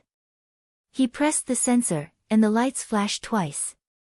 He opened the door, got in, and started driving. In the middle of this, he kept calling Yi Er. Yi Er would never ignore his calls. Every time it rang 2 or 3 times, she would pick up because his ringtone was different. He drove directly to the Shi family's house.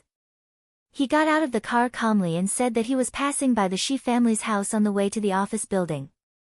He asked casually, Unwoo isn't back yet? The helper said, Young master isn't back yet. Jiang Zhao looked at Shi Jintian. That's true. I've troubled Unwoo today. I went to the building just now, and Unwoo sent Yi Er to her house for me. He might be a little late. Shi Jintian frowned. What if Unwoo sent Yi Er? He didn't dare to think about it. Jiang Zhao glanced at Shi Jintian's expression. Even if it was just for a second, it didn't escape his eyes. He said politely to Shi Jintian, Grandpa Shi, I'll take my leave first. Yi Er might be home already. Okay. Zhao Zhao, come over another day. Grandpa Shi, you should arrange a meal too. Okay. Jiang Zhao wasn't in the mood to talk about a meal. The moment he stepped out of the Shi family's garden, he called Zhua Hao. Haozi, is it convenient to check your location? Unwoo carried Yi Er into the hotel's luxurious suite. And closed the door behind them. Her movements were a little mechanical and expressionless. After laying Yi Er flat on the bed, Unwoo heaved a sigh of relief and laid down beside her. and then looked at the two people on the bed and said expressionlessly, "Little master, I'll go to the living room outside." Unwoo grunted. The boy lying beside Yi-er stretched out his hand and passed it through her palm along the soft white blanket. Then, their fingers intertwined and held tightly. It was said that the 10 fingers were connected to the heart. If she was awake, would she let him hold her hand like this? He wasn't sure. He always saw her smile at Jiang Zhao. He always saw them being intimate. He didn't have the confidence. He was jealous and couldn't bear it. He tossed and turned in bed every night. In the middle of the night, he would wake up and read some nonsense like, "The best is like water." He had enough of that life that was like plain water. That feeling of being moved was wonderful, but if he couldn't get it, his heart would be like this.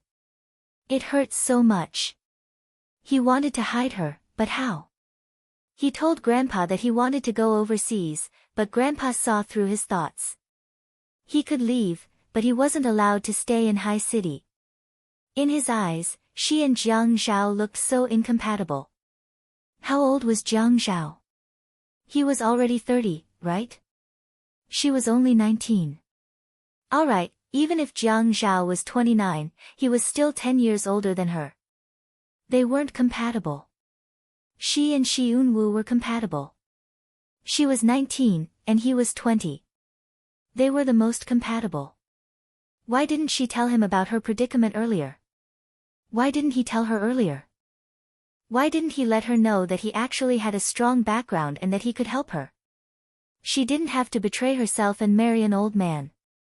After knowing that she forced Jiang Zhao to marry her, the Qin and Jiang families were so reluctant. Why didn't she force him? Grandpa definitely wouldn't object. Grandpa would definitely like the girl he liked. Unwoo turned around and pulled Yi-er into his arms again. She was so soft that she didn't have any strength left. She let him hug her. Looking at her lips, he kissed her again.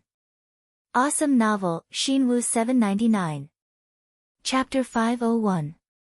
As he kissed her, he wanted to bite her. His breathing was so rapid that his heart was about to jump out of his chest. Even though she didn't react at all and only breathed, he still felt like he was being seduced. He reached out and slowly pulled up her clothes. A pair of eyes that were as clear as water began to mist, and a hazy smoke rose from them. The tip of her nose was gently rubbing against it. It was so ticklish that even his cells started to itch. Jiang Zhao had been waiting for Zhuao's call.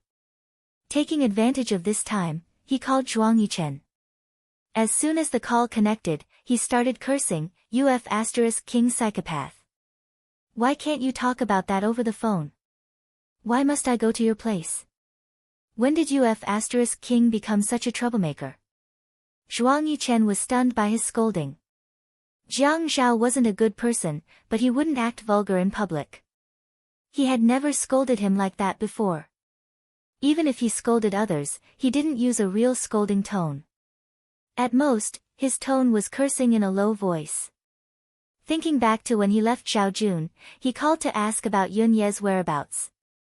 Feeling that the situation was a little serious, he frowned and asked, "Hey, did you lose the woman?"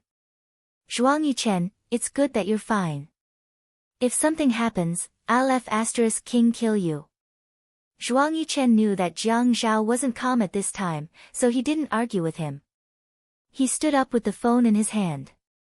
Do you need me to do anything?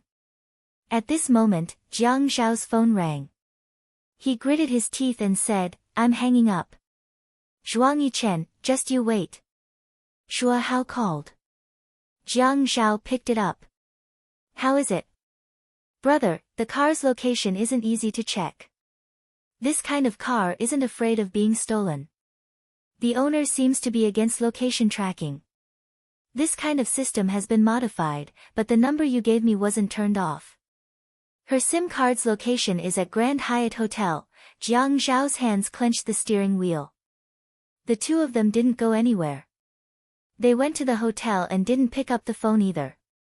His hairline started to sweat. He raised the back of his hand and wiped the tip of his nose. It was already sweating. Howsy, get a car full of people from the army to Grand Hyatt. Don't let even a fly go. Now, right now. Jiang Zhao felt that his voice must have sounded like a roar. He couldn't calm down. His wife didn't pick up her phone, but she went to the hotel. The Shi family was indeed a big tree. If Xianyo really had feelings for her, what was she up to? He didn't want to believe that she would do such a thing, but the person he didn't believe now was Shi Yunyu. This boy could kill 13 people when his family was destroyed. This boy's hands were stained with so much blood at the age of 8, but he could still clean the filth in his eyes. What a terrifying person he was. Just like Zhuang Yichen said, unless he was so cunning that everyone thought he had no conscience. Brother, what happened? Zhua Hao asked nervously after hearing Jiang Zhao's vicious tone. What happened? If it happened, tell Grand Hyatt to get out of Sea City. Yes, and the Shi family. Zhua Hao didn't ask for more details. If it's serious, is a car full of people enough? If you think it's not enough, then get 3 to 5 cars. In any case, block all the roads. Jiang Zhao started the car and added, don't mention a word to grandfather. Okay, don't worry. If I can't even do something like this, what kind of brother are we? Jiang Zhao hung up the phone, stepped on the accelerator, turned the steering wheel, and made a U-turn in one smooth motion. The tires screeched sharply on the ground, leaving black tire marks. He almost didn't step on the brakes as he rushed in the other direction of the main road. Jiang Zhao's car made a big turn and changed lanes. Other than the traffic lights, there wasn't much traffic at night. However, people's hearts were very congested. His mind was filled with all kinds of things that happened with her. When they met again, he asked her about the blood stains on the bed and she denied it. He knew that it was her first time and he was drugged. He was also clear about his mental state at the time. It wasn't like he was drugged, so he should have been able to tell the difference between a woman's reaction under his body. But she didn't admit it. He was angry because she didn't admit it. Her refusal to admit it meant that she didn't mind at all. Now, he still remembered her expression. She really didn't mind at all. That expression was like she was bitten by a cat or a dog. He was so angry that he wanted to drown her with alcohol. Later, when they were together, she was no different from the first time. He teased her that the quality of 300,000 yuan a night was too bad, but she still followed him and didn't explain. When he ked her, it was very smooth, but she was still so painful. Obviously, no man had touched her before. She just moaned and stiffened for a long time before she recovered. Sometimes, he felt that she was a mutant of women. How could a woman not care about her first time? The car was driving very fast. He felt that he was as crazy as he was when he just got his driver's license. He would race with his friends to see who could race faster. He would put his younger brother together to play with him. If he was scolded by his younger brother, it would be much lighter. He had been so insidious since he was a child. The people he met were also insidious. When he was a child, it was his elder brother, Jiang Rui. They played tricks on each other and often made trouble for each other. Later, it was his business rival. He didn't care too much about it. Life was just a matter of playing tricks on each other. Otherwise, it would be boring. But now, he had been so patient because of this woman. She didn't let him worry less. She couldn't even rest for a day. Whenever she was free, she would make trouble for him. The car was driving so fast. He felt that he was old because he hadn't driven so fast for many years. The car was so fast that everything flying by outside the window became a line with a light tail. Old. She was still so young, 19 years old. Shi Yunwu, 20 years old. He held the steering wheel tightly, and even his chin was tightly pressed together. When his elder brother and sister-in-law were together, he even patted Jiang Rui's shoulder and said, "Brother, you're an old cow eating young grass." Jiang Rui even kicked him. He added, "But you're still strong despite your age." He was kicked again. Now, He had found someone younger than his sister-in-law. Damn it. Shouldn't the younger ones be more innocent? Didn't sister-in-law ask my brother to make decisions for her all the time? Didn't sister-in-law think for my brother all the time? Why was she so playful all the time? They both proposed. At that time, when sister-in-law proposed to my brother, Grandpa cried every time he talked about it. Why were they so affectionate? Why was there such a big difference in treatment between brothers? He was also proposing to a woman. How did it become a forced marriage? He forced her, but she didn't love him. Wasn't she ruining him? The car shot into the parking lot of Kaiue. He slammed the door and went straight to the reception. Asking which room did the person who checked in with Shiyun name stay. Who in High City didn't know the handsome and rich mayor like Jiang Zhao? What's more, when the mayor asked, it must be a big deal. But after checking the computer, there was no record of Shiyun checking into a room.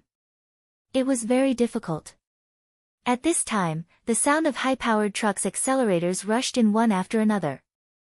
Even the receptionist couldn't help but look outside. The cars outside stopped one after another, followed by the sound of orderly footsteps.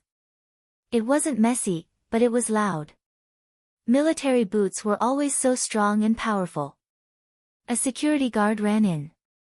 The marble floor was polished like a mirror, and it was a little slippery when he ran too fast. The security guard tried hard to stop and almost fell. He held on to the marble counter and said to Miss in a panic, "Hurry up and find the manager. This is bad. There are 5 military trucks, and there are dozens of soldiers in each truck. Did something happen to our Kaiue?" Jiang Zhao said coldly to Miss in front of the receptionist, "Get me the CCTV footage. Also get me all the IDs of the people who checked in between 9 p.m. and 10 p.m. Zhua Hao was wearing a simple military uniform and walked over. He greeted Jiang Zhao, "Brother." Miss in front of the receptionist was still obsessed with another handsome man. But when she saw the lieutenant colonel epaulette on Zhua Hao's shoulder and his cold face, she was so scared that she immediately listened to Jiang Zhao's words. When the military came to visit, it was different from the ordinary police. They had to show you their IDs. If you dared to say something sarcastic and talk about the law, sorry, those people in the trucks would stomp their feet in unison. Those who were fine would think that something had happened. Jiang Zhao went into the front desk and just looked at the CCTV footage. Miss in front of the receptionist kept checking the records and then reported one by one. Until a name was reported, An Qian. Jiang Zhao looked up at Miss in front of the receptionist, "Show me the scanned ID." Miss in front of the receptionist moved the computer screen and pointed it at Jiang Zhao. When she saw the ID photo, she said, "Anan," her eyes were sharp and cold. She took the mouse from Miss in front of the receptionist and slid the wheel up and down to see the room number. She said coldly to the receptionist, "Swipe the spare room card for this room and give it to me." Miss in front of the receptionist didn't dare to disobey. She was afraid that something big was going to happen in the hotel. Jiang Zhao held the room card in his hand and strode out of the front desk. When he passed by Zhua Hao, he said, "I'll call you later. You're downstairs." "Okay, 1326." Jiang Zhao silently recited this number in his heart and watched the numbers of the elevator change one by one. He felt that every second was like a year.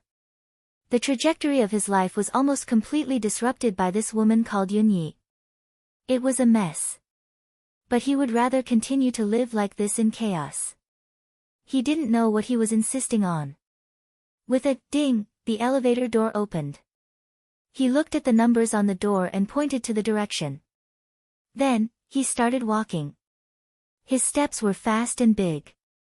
The carpet was soft, but the sound of his heavy footsteps could be heard. He held the door handle and put the room card that had been warmed up in the sensor area. With a beep, the red light flashed and turned green. He pressed the door handle hard and pushed it open. The moment he pushed it open, he almost wanted to close the door again. The man and woman on the sofa were kissing passionately. The woman's shoulder strap had slipped halfway, revealing half of her fair and round breasts. The woman's clothes had been pushed up by the man on top of her, revealing her graceful waist. The man's hand was caressing the woman's fair and tender legs.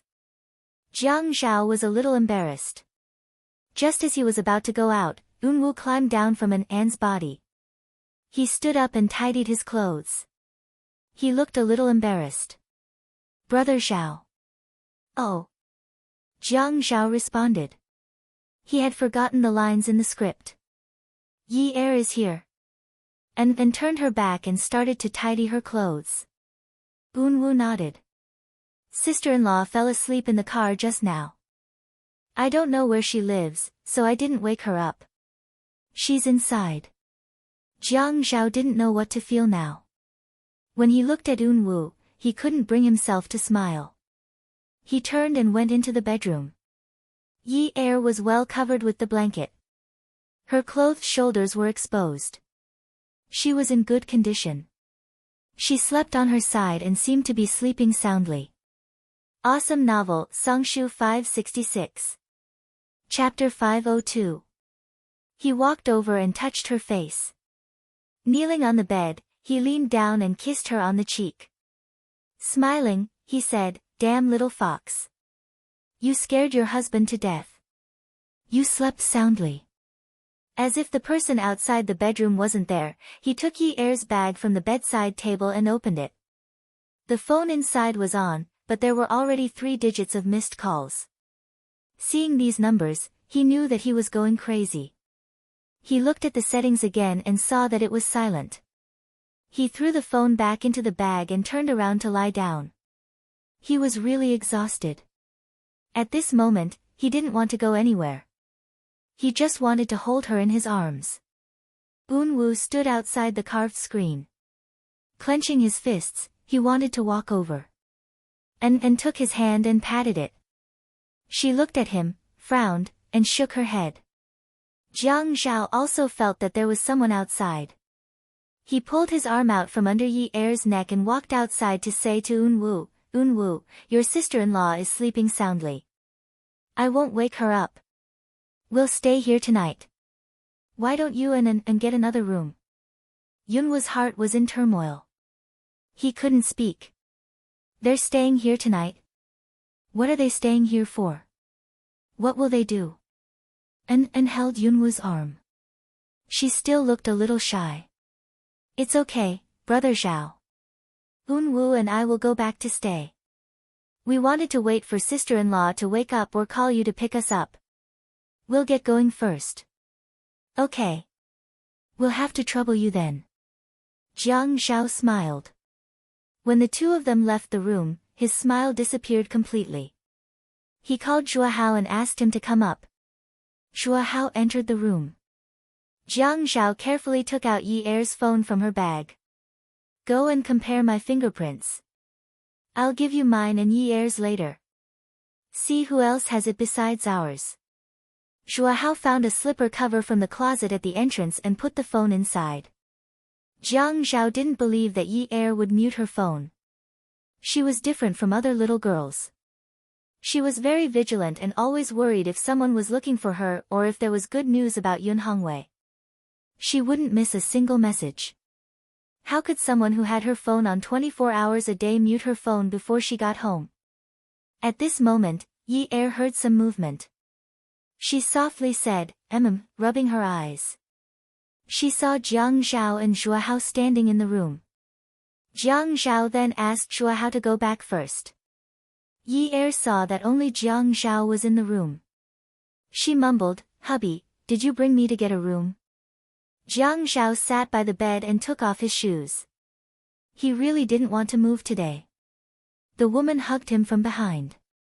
When the woman smiled, she said naughtily, "Wow, hubby, why are you so flirtatious today? You actually brought me to get a room?" Jiang Zhao turned around. The woman's hair was messy and she was looking up at him. Her eyes were darting around. In his mind, Shi Yunwu's shadow jumped out again. He lifted Yi Er's clothes and skirt and checked them up and down. There were no traces at all. He shook his head and felt that he was thinking too much. When he entered the room, he clearly saw Shi Eun-woo and putting on a show of affection. He had caused such a big commotion just now.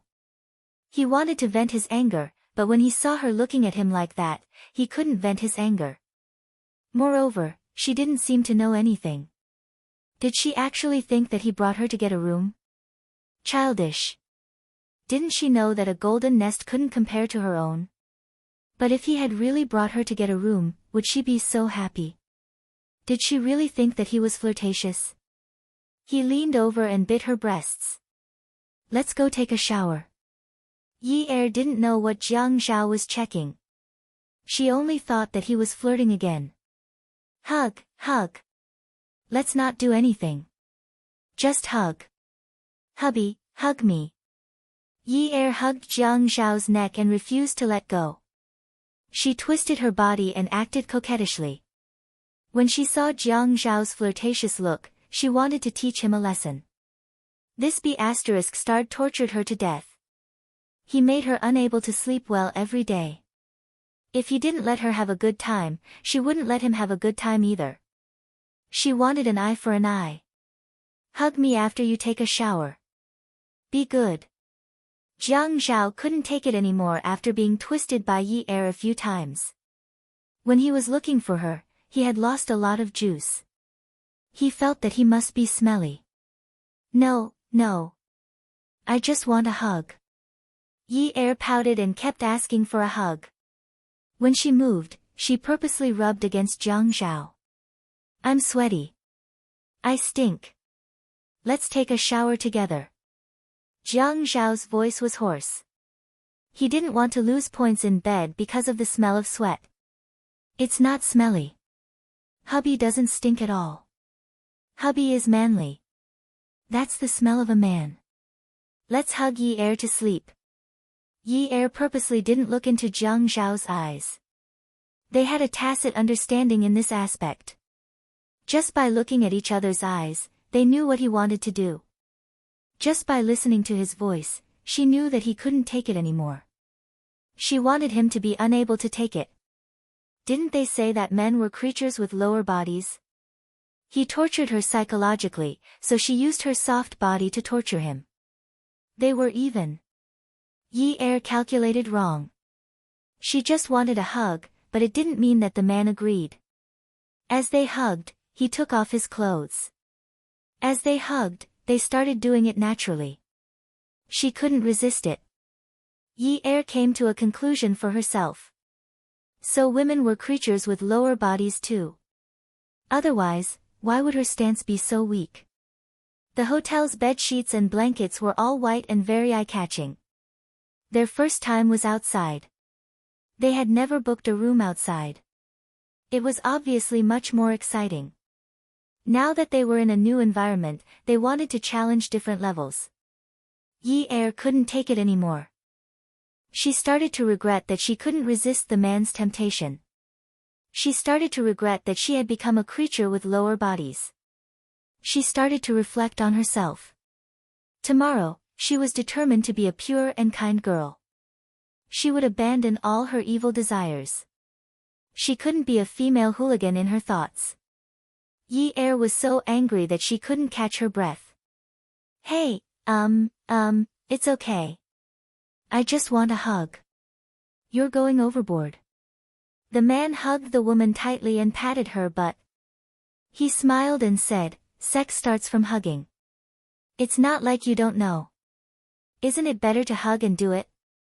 Won't it give you a sense of security? Bullshit. You're about to die. How can you feel safe? Have you ever seen someone who's about to see the king of hell feel safe? She was about to die because of him. You're about to see the king of hell. Yes. You're about to send me to the king of hell. Be good. That's to make your trip pleasant. Visit more. Later, I'll send you to the heavens to see the Queen Mother.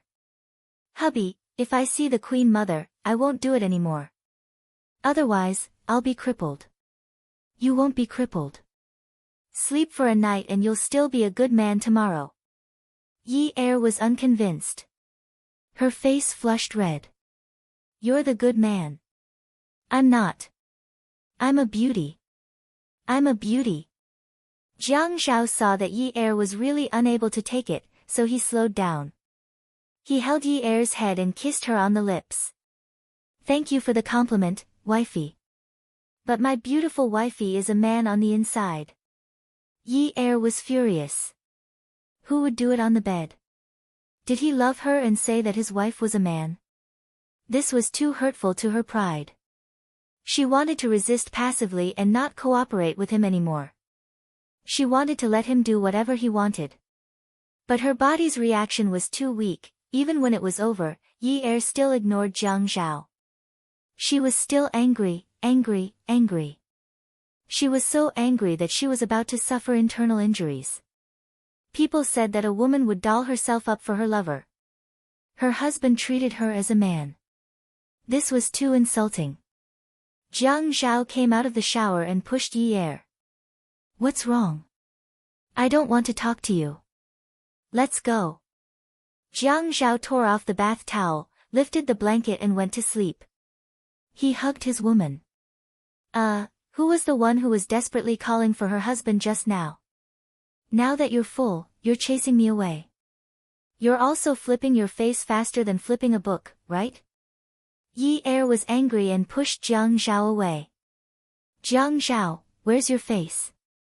Jiang Zhao took Yi Er's hand and placed it on his face. He rubbed it in a big circle. Luo Luo, wifey, it's here, here. Don't you have eyes to see? Can you touch it? Yi Er pulled back her hand abruptly and looked at Jiang Zhao with disdain. I can feel it. I can feel the city wall made of reinforced concrete. Jiang Zhao looked at Yi Er's expression and laughed.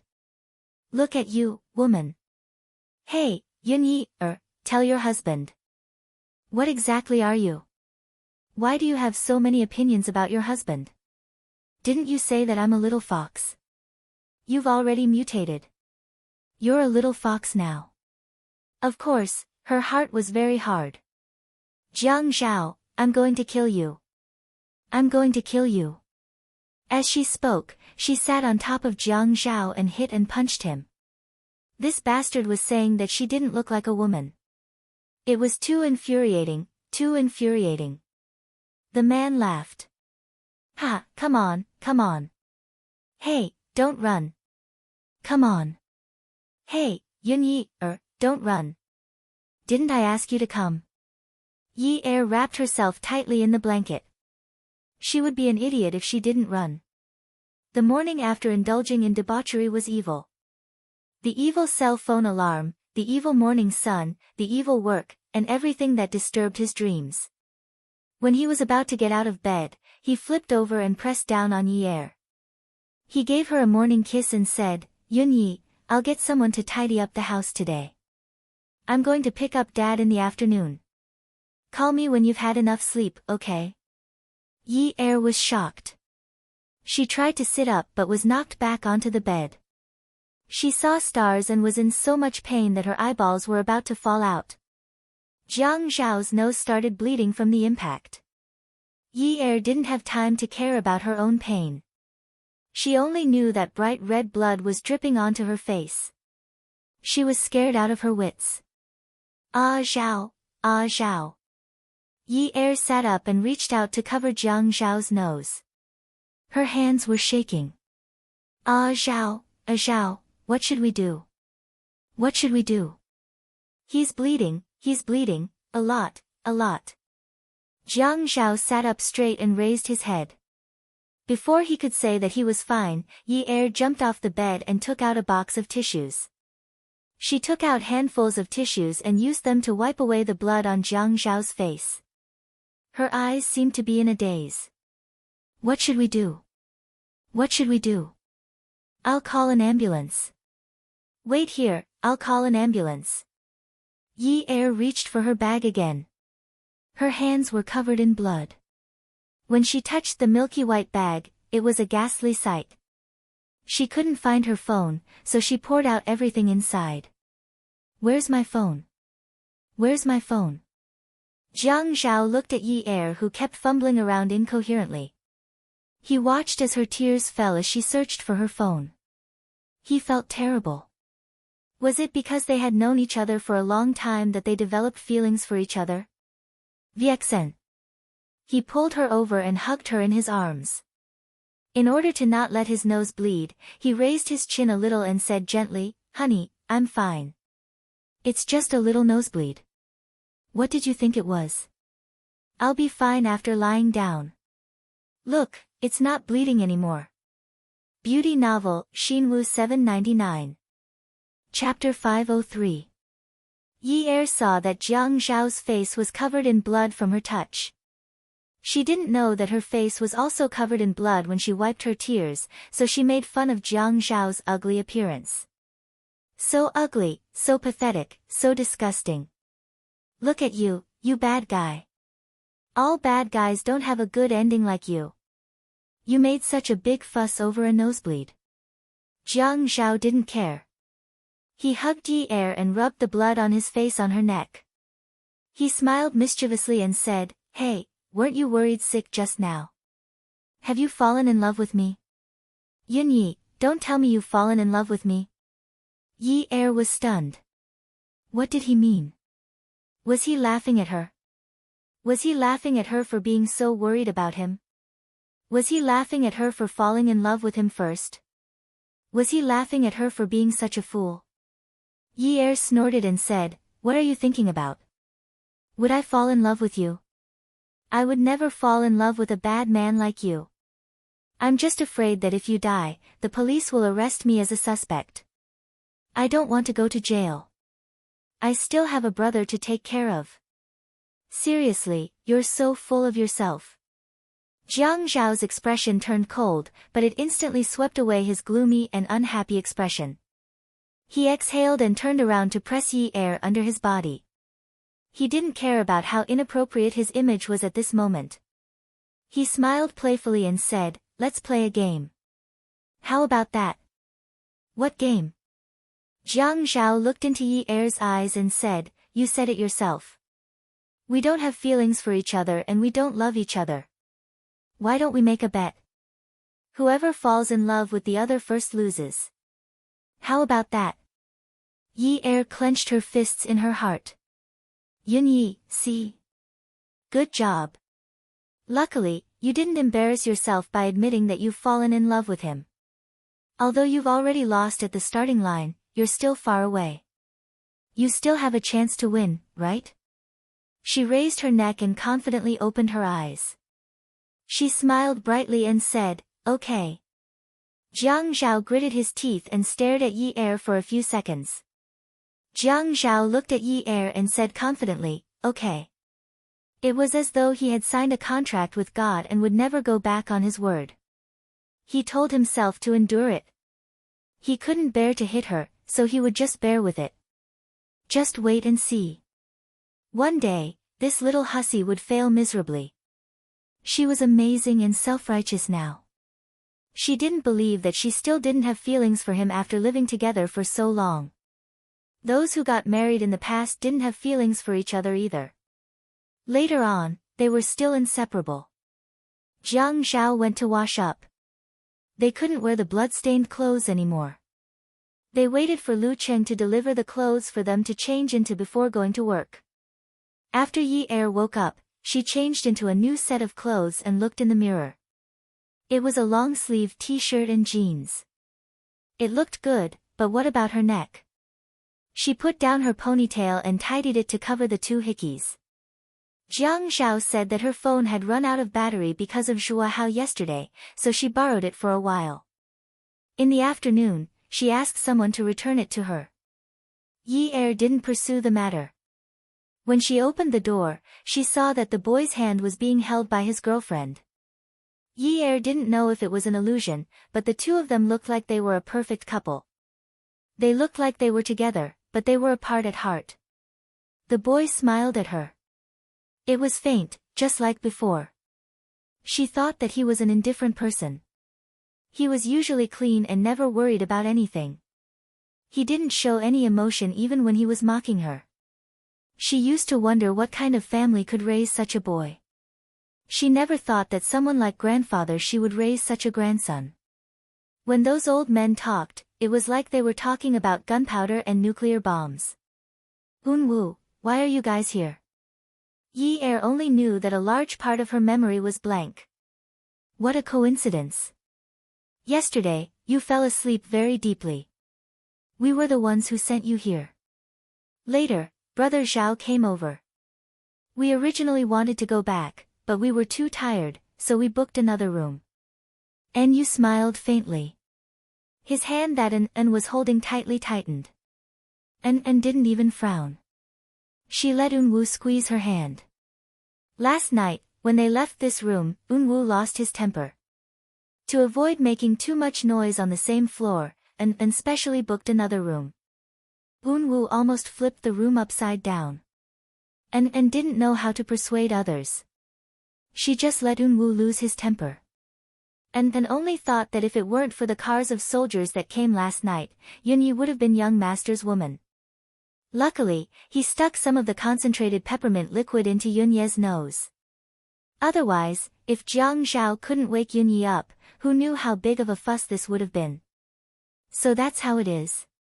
Yi-er felt that she was too stupid. She actually thought that Jiang Zhao brought her out to play. That man didn't know anything about flirting. He only knew how to be coquettish. How could he know anything about flirting? That's right. Unwoo said again, Yi-er, are you hungry? Let's go have breakfast together.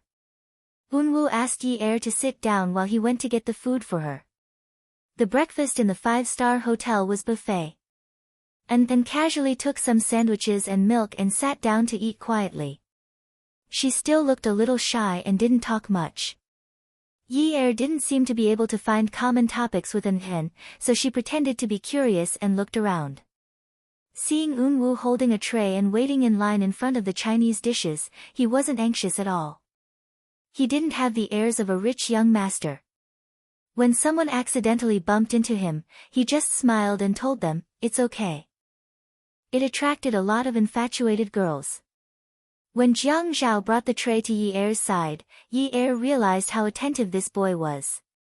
Single-sided egg, 2 drops of soy sauce on the raw egg yolk, straw. Orange juice, whole wheat bread. Yi-er's breakfast was like this most of the time. He placed Yi-er's portion in front of her. That's right, right? I remember you telling me that it's simple and nutritious.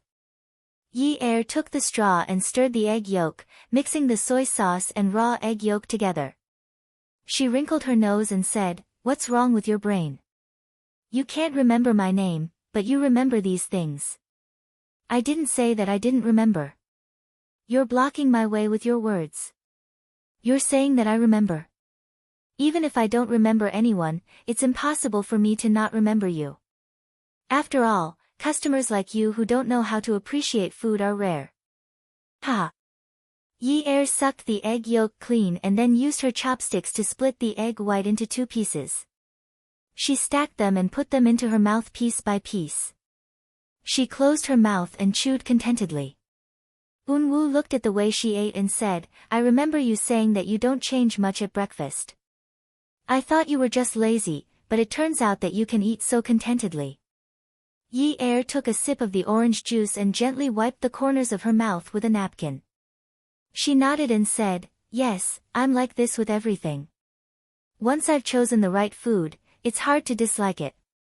Unless it's like a chicken who has bird flu, a pig who has disease number 5, or a cow who has mad cow disease, I usually won't change the food I'm used to. Especially for things like breakfast, it's very difficult to choose something simple and nutritious. Yunwoo's face stiffened. She was like this with everything. She was like this with food and she was like this with people. She had chosen Jiang Zhao, but was being forced to choose him also a choice. Unwoo was not in the mood to eat. His gaze was fixed on Yi-er's every move. He cut up the bacon and sandwiches on the plate messily and asked, Yi-er, are you happy after you got married? Yi-er almost choked. She found it a little funny. After she got married, no one had asked her if she was happy. Zheng Ling didn't ask, Xia Qian didn't ask, and the insensitive Qiu Xiaoye never asked either. But Unwu actually asked her if she was happy. She nodded. Her eyes shone brightly. Jiang Zhao is a good man. I'm very happy. Unwu lowered his head and held his knife and fork tightly. He simply cut up the food on the plate and completely lost his appetizing look. Aren't you hungry? Yi Er was puzzled. Unwu said unhappily, I'm full. After breakfast, Yi Er suggested going to Yunwu's place to get the painting back. Unwu agreed. When they arrived at the Shi family's villa, Yi Er sat downstairs and waited for Unwu. She only stood up when she saw Unwu come down with a rectangular board in a cloth bag. It was probably a framed painting. When Unwu passed it to her, he said disdainfully, it really takes up a lot of space. I've been wanting you to take it back for a long time. I'm sorry, the money, Unwu snorted. How dare you talk about money? Yi Er shut her mouth. He was a rich young master. He didn't lack money. Sigh, was she being too calculative? She wanted to take a look at the painting, so she took it from Yunwu's hands. When she bent down to open the cloth bag, her hair flew over her face. She reached out to brush it back in disgust. The two purple hickeys on her neck were exposed. Unwu looked at Yi Er's neck. Images of clothes fluttering in the air and naked bodies of men and women entangled with each other flashed before his eyes. Those images were really torturous. She said Jiang Zhao was a good man. She said she was happy. How could she be so happy? She was happy alone. Yunwu's clear eyes suddenly darkened. His hand reached out to Yi Er's neck, but and stopped him in midair. Unwu, you're afraid that sister-in-law can't handle the animation. Let Agui help. You didn't rest well last night, so don't do it. Unwu turned around, his back facing Yi Er. He looked at An's expression, which was changing unpredictably. Yi Er glanced at the painting in the cloth bag. When she heard An's words, she looked up at the two of them and smiled. It's so light. I don't need anyone to help me. I'll go back first. Unwu knew that he couldn't make Yi Er stay. He had to arrange for a car to send Yi Er back. Yi Er didn't want to. It wasn't because she felt inferior living in that kind of place. If she hadn't been with Jiang Zhao, it would have been fine. But now that she was with him, if she was still living in such an old neighborhood, wouldn't her relatives and friends say that Jiang Zhao was like that? Men were always prideful. This was what her mother-in-law had said. Her place was too shabby. If others were to talk about it, Jiang Zhao would be the one to lose face. Yi Er took the painting back to her place. Jiang Zhao had said in the morning that he would send someone to tidy up the new house and pick up her father in the afternoon. She actually couldn't get excited.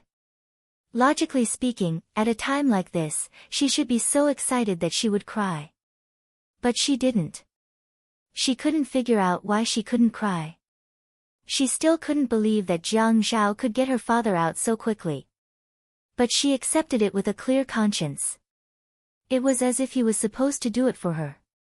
On a day like this where she shouldn't have known what to do, Yi Er was actually in the mood to tidy up the house, clean up, and pack some clothes.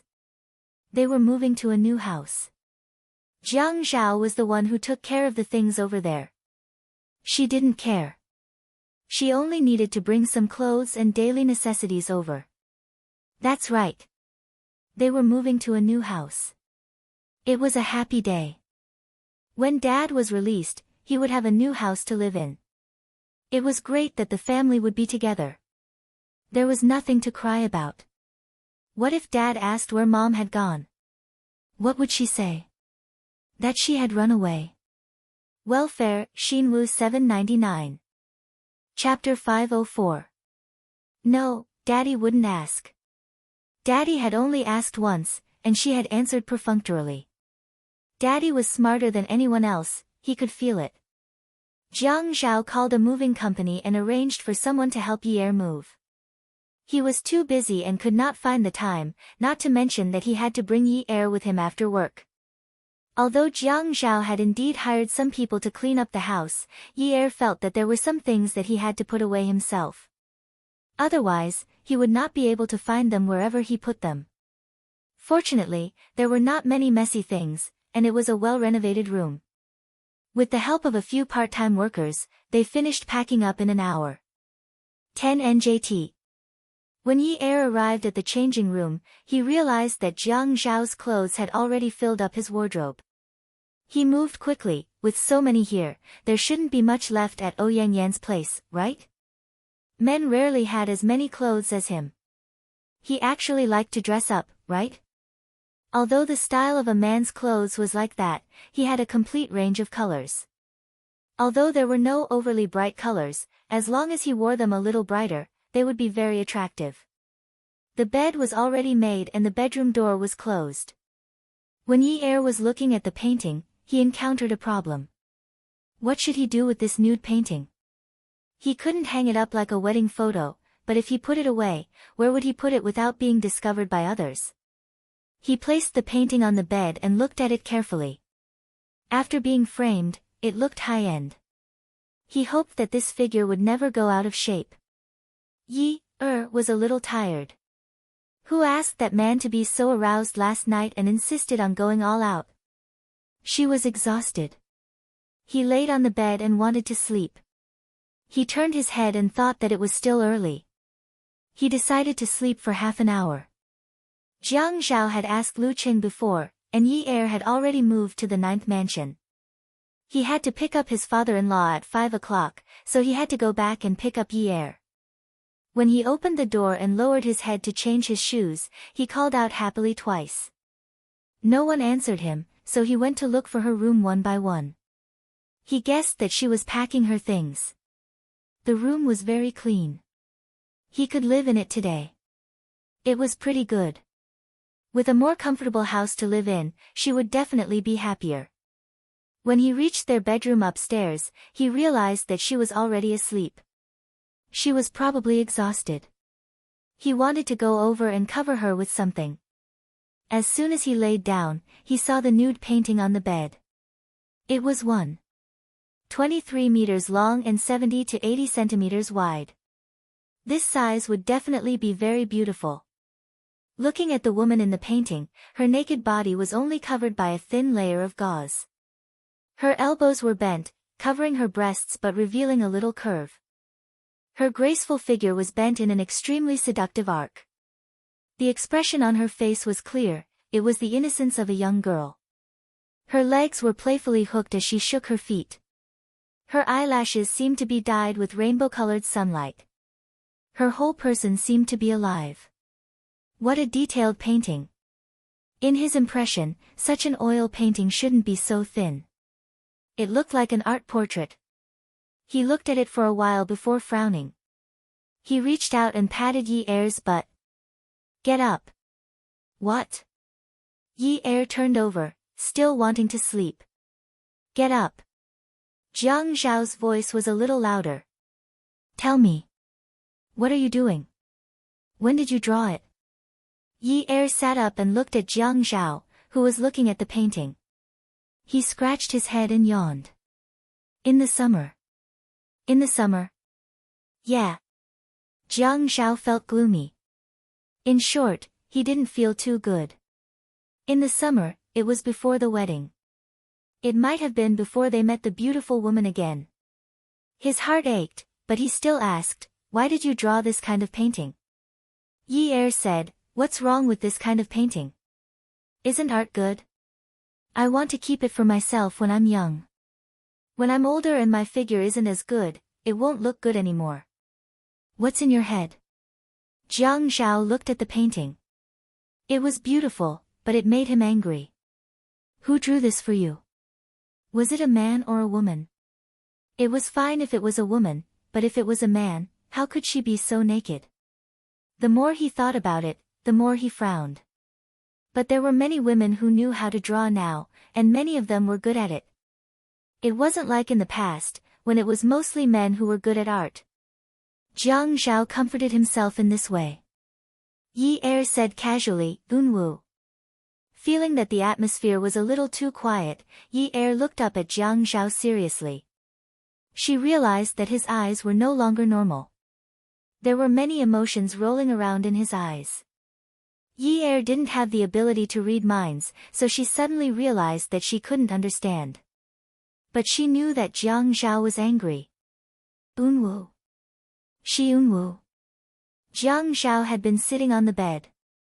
He stretched his long legs and got off the bed.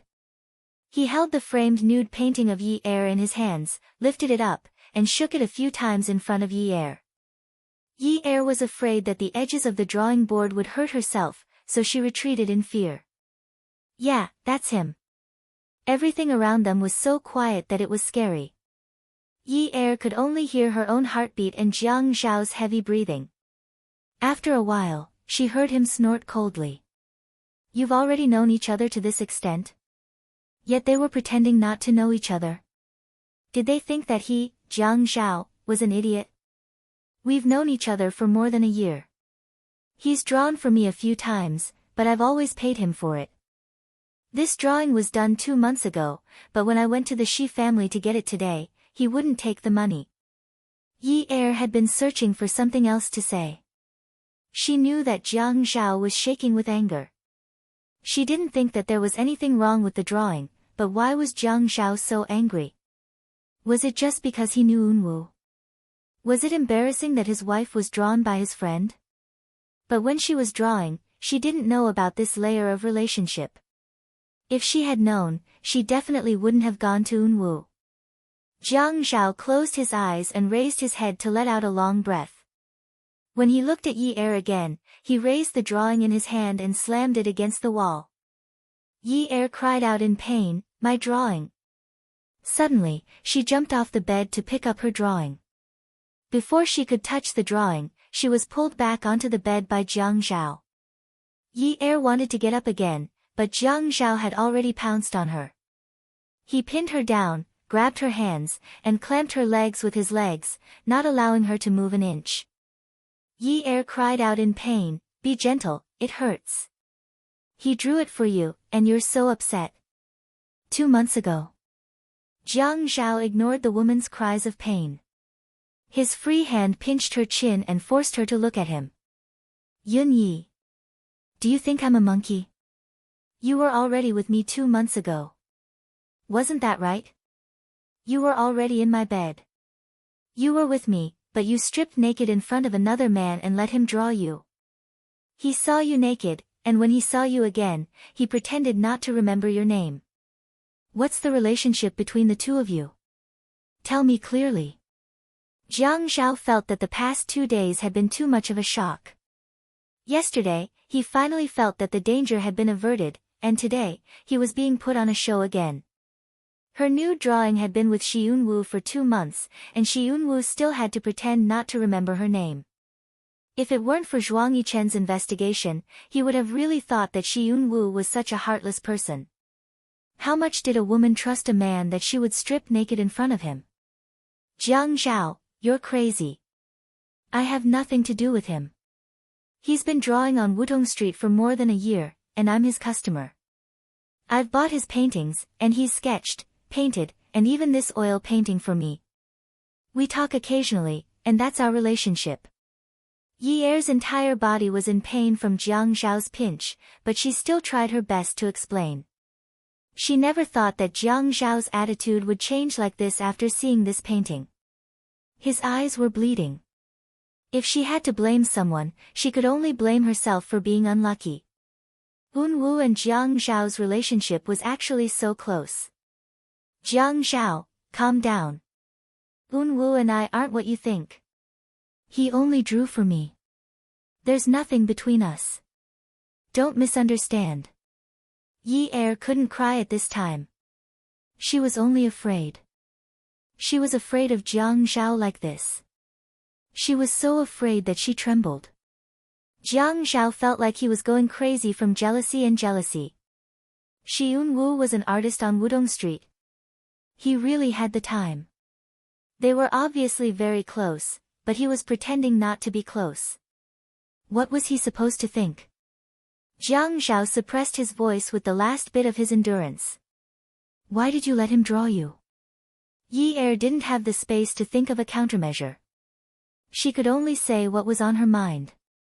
I think he looked very clean and didn't have any bad intentions. I've never seen anyone like him. His eyes didn't seem to have any impurities. I've known him for more than a year. Although I didn't know his name and mistook him for a poor artist, I trusted him a lot and felt very safe. So, you went to Hyatt and got a room. In that room, you slowly took off your clothes and slowly set up the easel. You let him tell you how you should pose to be considered beautiful. Isn't that right, isn't that right? Jiang Zhao was almost shouting towards the end. He couldn't calm down. He couldn't use a calm tone to talk to her. There was no way he could communicate with her. The background of the painting was the decoration of the Hyatt they stayed in yesterday. Every hotel had its own style. The bench she was lying on was the decoration style of the Hyatt. It was such a fine painting, but he had been paying attention to the person in the painting. Now that he thought about it, what if he hadn't found her last night? Hyatt was their old haunt. It was no wonder Xi Yunwu wanted to go there. When she was with him, she went to get a room with another man and drew nude pictures. She trusted a man to such an extent. How could he maintain his balance and calm? Yi Er stared blankly at Jiang Zhao, who had lost control of his emotions. She didn't know what to say. What was the situation like at that time? Unwu had indeed told her what to do. Seeing that Yi Er was silent, Jiang Zhao let go of her chin. He clenched his fist and punched the springy bed. Yun Yi Er, I want to King kill you. I want to kill you right now, do you know that? Jiang Zhao lowered his head and viciously bit Yi Er's shoulder. His wife had told him how much she trusted another man in front of him. But that man was a wolf in sheep's clothing. Ah! Yi Er was in so much pain that she almost couldn't breathe. Strands of pain pierced her brain and broke. It was useless for her to struggle or resist. She knew that the man on top of her could really kill her. She felt her shoulder become wet.